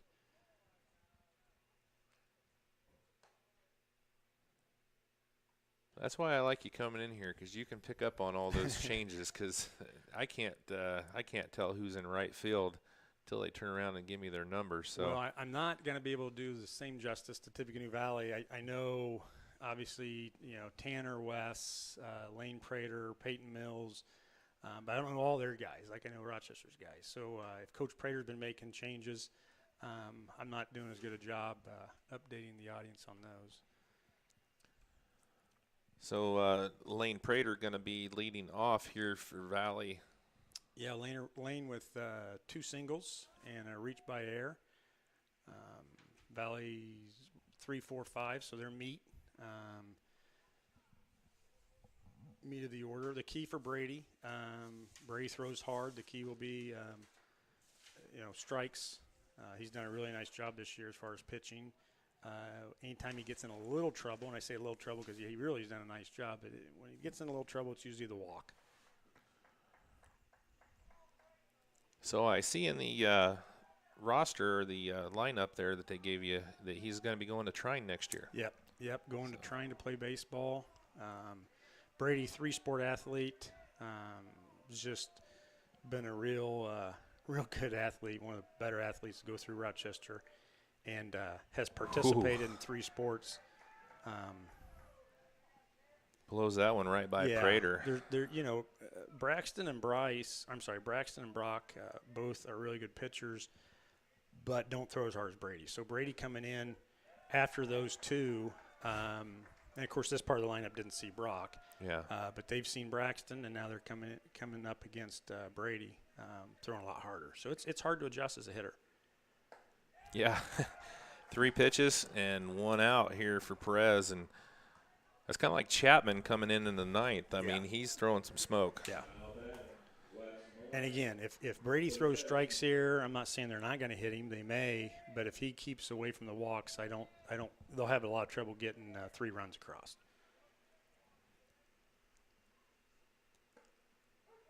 Gets that call. Of course, I have a little affinity to Trine. So yes, I know you do. He's going to a very good school. Yeah, and very good. Their athletic teams, doesn't matter what sport, there's a foul back.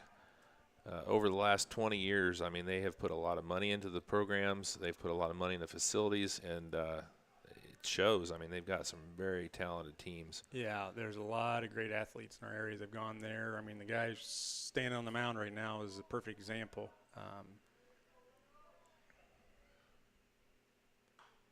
For them to get him speaks to the quality of the institution and the athletic program for sure. And they've really expanded their academics too. They, originally were more of an engineering school, but really have improved all of their schools, their education department, their physical therapy, physical sciences department. I mean, it's a well-rounded school now, and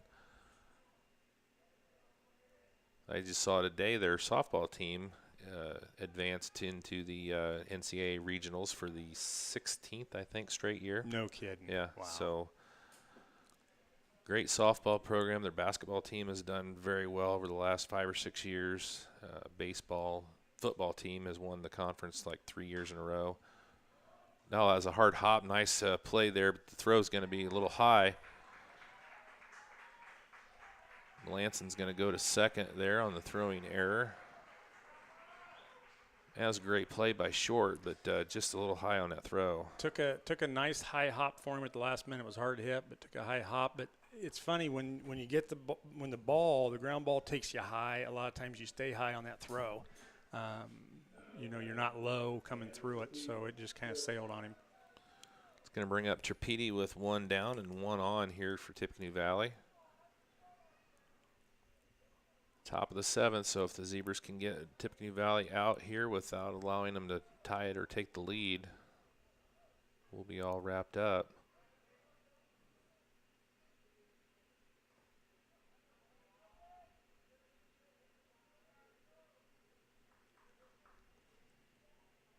Brady misses on that one.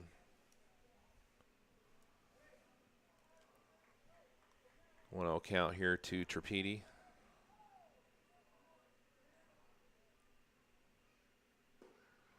How many times have these two faced each other over the years in multiple sports? You're not kidding. Yeah. Yeah, two really, really good athletes have given their school all they've had on the athletic fields.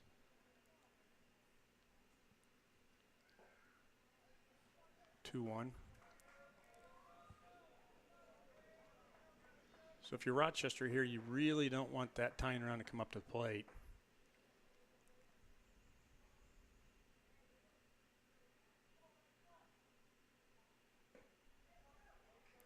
Three-one.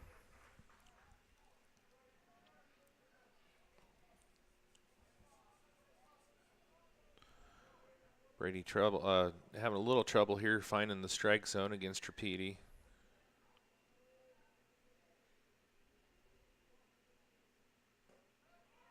Took a little off of it, but it still sails in high, so that's going to be a walk, putting runners at first and second. And Peyton Mills up. Peyton is reached by air, flown out to center, and popped up to the third baseman. So Mills represents the tying run here for Tippecanoe Valley. Still only one out here in the top of the seventh.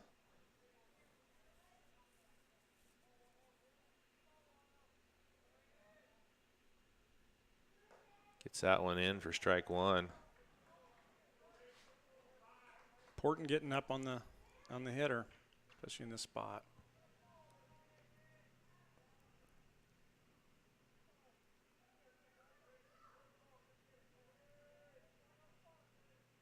They're going to go back to second. That was a good idea right there. Would have had him if the throw would have been on the third base side instead of the first base side. Yeah, you don't want to go there too often and make a bad throw or have a missed play and take that force at third off. That runner doesn't mean anything. Right now, all he does is represent a force out at third, which is something you want. The guy that matters is the guy at the plate. Brady ahead in the count, 0-2. Gets the call on the outside corner for out two. Outside part of the plate. Yeah. And like I said, he's been very consistent. Very, In the hitter's defense, doesn't make it any easier to hit, and it's a pitch that really mentally you have trouble pulling the trigger on. But he's been consistent. Yeah. So. Yeah. The only thing you can hope for as a hitter with two strikes is you got to get a piece of the bat on it and stay alive somehow, and that's going to bring up Owen. Jacob Jones, unless they have a pinch hitter here. I'm sorry. Yeah. You're probably looking at the numbers, so you know better than I do. Number one, and I'm going to mispronounce this. I'm sorry. Kirstenstein. Kirkenstein? Kirkenstein. Yeah, Let's go with that. He's a freshman. Yeah. Really good, lively arm as a pitcher. So the Vikings down to their last strike here, 0-2 to Kirkenstein. I'm not going to spell that right in my book. I know that. Kirchenstain.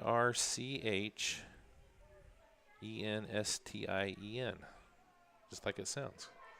This book may not be going to Cooperstown now. Yeah, probably. Botched that up. There you go. There it is. Gets him out on 3 pitches, and that'll do it for the game here. Rochester's going to pick up the win at 5-2, and they will move to 9-7 on the year, 5-1 in the conference. So they stay alive in the hunt with games versus Southwood still to come. Never did get an update on Manchester and Southwood, but I would assume, like you said, Manchester doing a really good job this year probably. But, Southwood beat McConaughey. So, and if Manchester has 3 this week, which they probably do, they're going to have to pick where to place their pitchers. Say that 3 times fast. That's why I say of this conference, everybody's competitive enough that there aren't any layups, and a lot of it has to do with how your pitchers are stacked up. And because of the cancellations last week, it's going to make it interesting this week. We travel to Southwood Wednesday, so hopefully they burn their best one tonight. and he went 7 and was not able to go. And I'm guessing being a county rival tonight against Wabash, or Manchester. Manchester. Then they probably did that. So. Well, Joe, I appreciate you coming in. I know Coach Good was saying something to me at the beginning that we needed to come here all the time because we have good weather when we come in. And now that they've won 2 games when we've been here, they're going to be even more apt to want us to come in here. And I really enjoy you coming in. Your knowledge of this team and the game is very helpful. So it's a big win here for the Zebras. We got some more action coming your way this week here on RTC TV4. Of course, tomorrow in TRC action, the Rochester Lady Zebras softball team is going to be taking on North Miami from Fansler. That's a game that was supposed to happen a week ago today. It's been put off because of the weather. Maybe getting put off tomorrow. I don't know what the weather's going to do tomorrow. It does look better right now. And I would encourage those folks watching tonight, if you can get out to either Fansler to watch the girls softball or Bob Copeland Field to watch the boys JV, to do that, because I think it's going to end up being a pretty nice night. Also tomorrow we'll be down at Caston as the softball team from Winnemac heads over to Caston to take on the Comets. Wednesday we've got some lacrosse scheduled. Argus Lacrosse taking on Howe Military. Be the last time you see Howe Military on a schedule. That's right. And then I'm going to go over to Blackader and cover some Rochester middle school soccer. So we're changing things up a little this week. Thursday I'll be up at Argus covering the baseball team taking on South Central. We've got a middle school softball game from Fansler on Thursday as well. Friday I'll be up at Culver as the Rochester Lady Zebras go up there to take on the Lady Cavs in softball. And we got some Rochester Youth League, Minor League, Fulton Lugnuts taking on Smith, Sawyer, and Smith on Friday from the Rochester Youth Field. So a lot of stuff coming up. We're going to have a potentially 3 games from the youth field for T-ball on Saturday. That's one of those we can just pop up there on the camera and just watch it and enjoy it. That's nice. Yeah, the T-ball games are a riot. Just turn on the audio and let it go, and don't need to commentate that. So I do have some totals if you want them. Sure, go ahead. For Rochester, 5 runs, I believe that's right, on 6 hits, and 5 left on base. For Tippecanoe Valley, they scored 2 runs, also on 6 hits, 9 left on base. Rochester committing 5 errors on the night, and Tippecanoe Valley committing 1. So Rochester dodged the air bullet for sure, because I think they escaped every inning without giving up a run where they committed an error. So that's fortunate, and I'm sure that's what Coach Good will talk about. We need to clean up. For Valley, very clean game. Just had the one throwing error, which again, was kind of an odd error. But Lucas Waters pitched really nice game, and it was a good baseball game. It was a very good baseball game, and the Zebras pick up a big win here and stay in the race for the TRC. So we'll be back your way tomorrow night with some Rochester Lady Zebras softball as they take on North Miami. Joe, really appreciate you coming in here. Anytime that we're over here and you want to come in here, you're more than welcome to. I enjoy it. And, appreciate it. I enjoyed it as well. Good job. Thanks so much for doing it. We appreciate everybody for tuning in tonight. We're the final score, Rochester 5, Tippecanoe Valley 2. And we always appreciate our viewers here on RTC TV4. For Joe McCarter, Steve Stricker saying goodnight here from Rochester High School.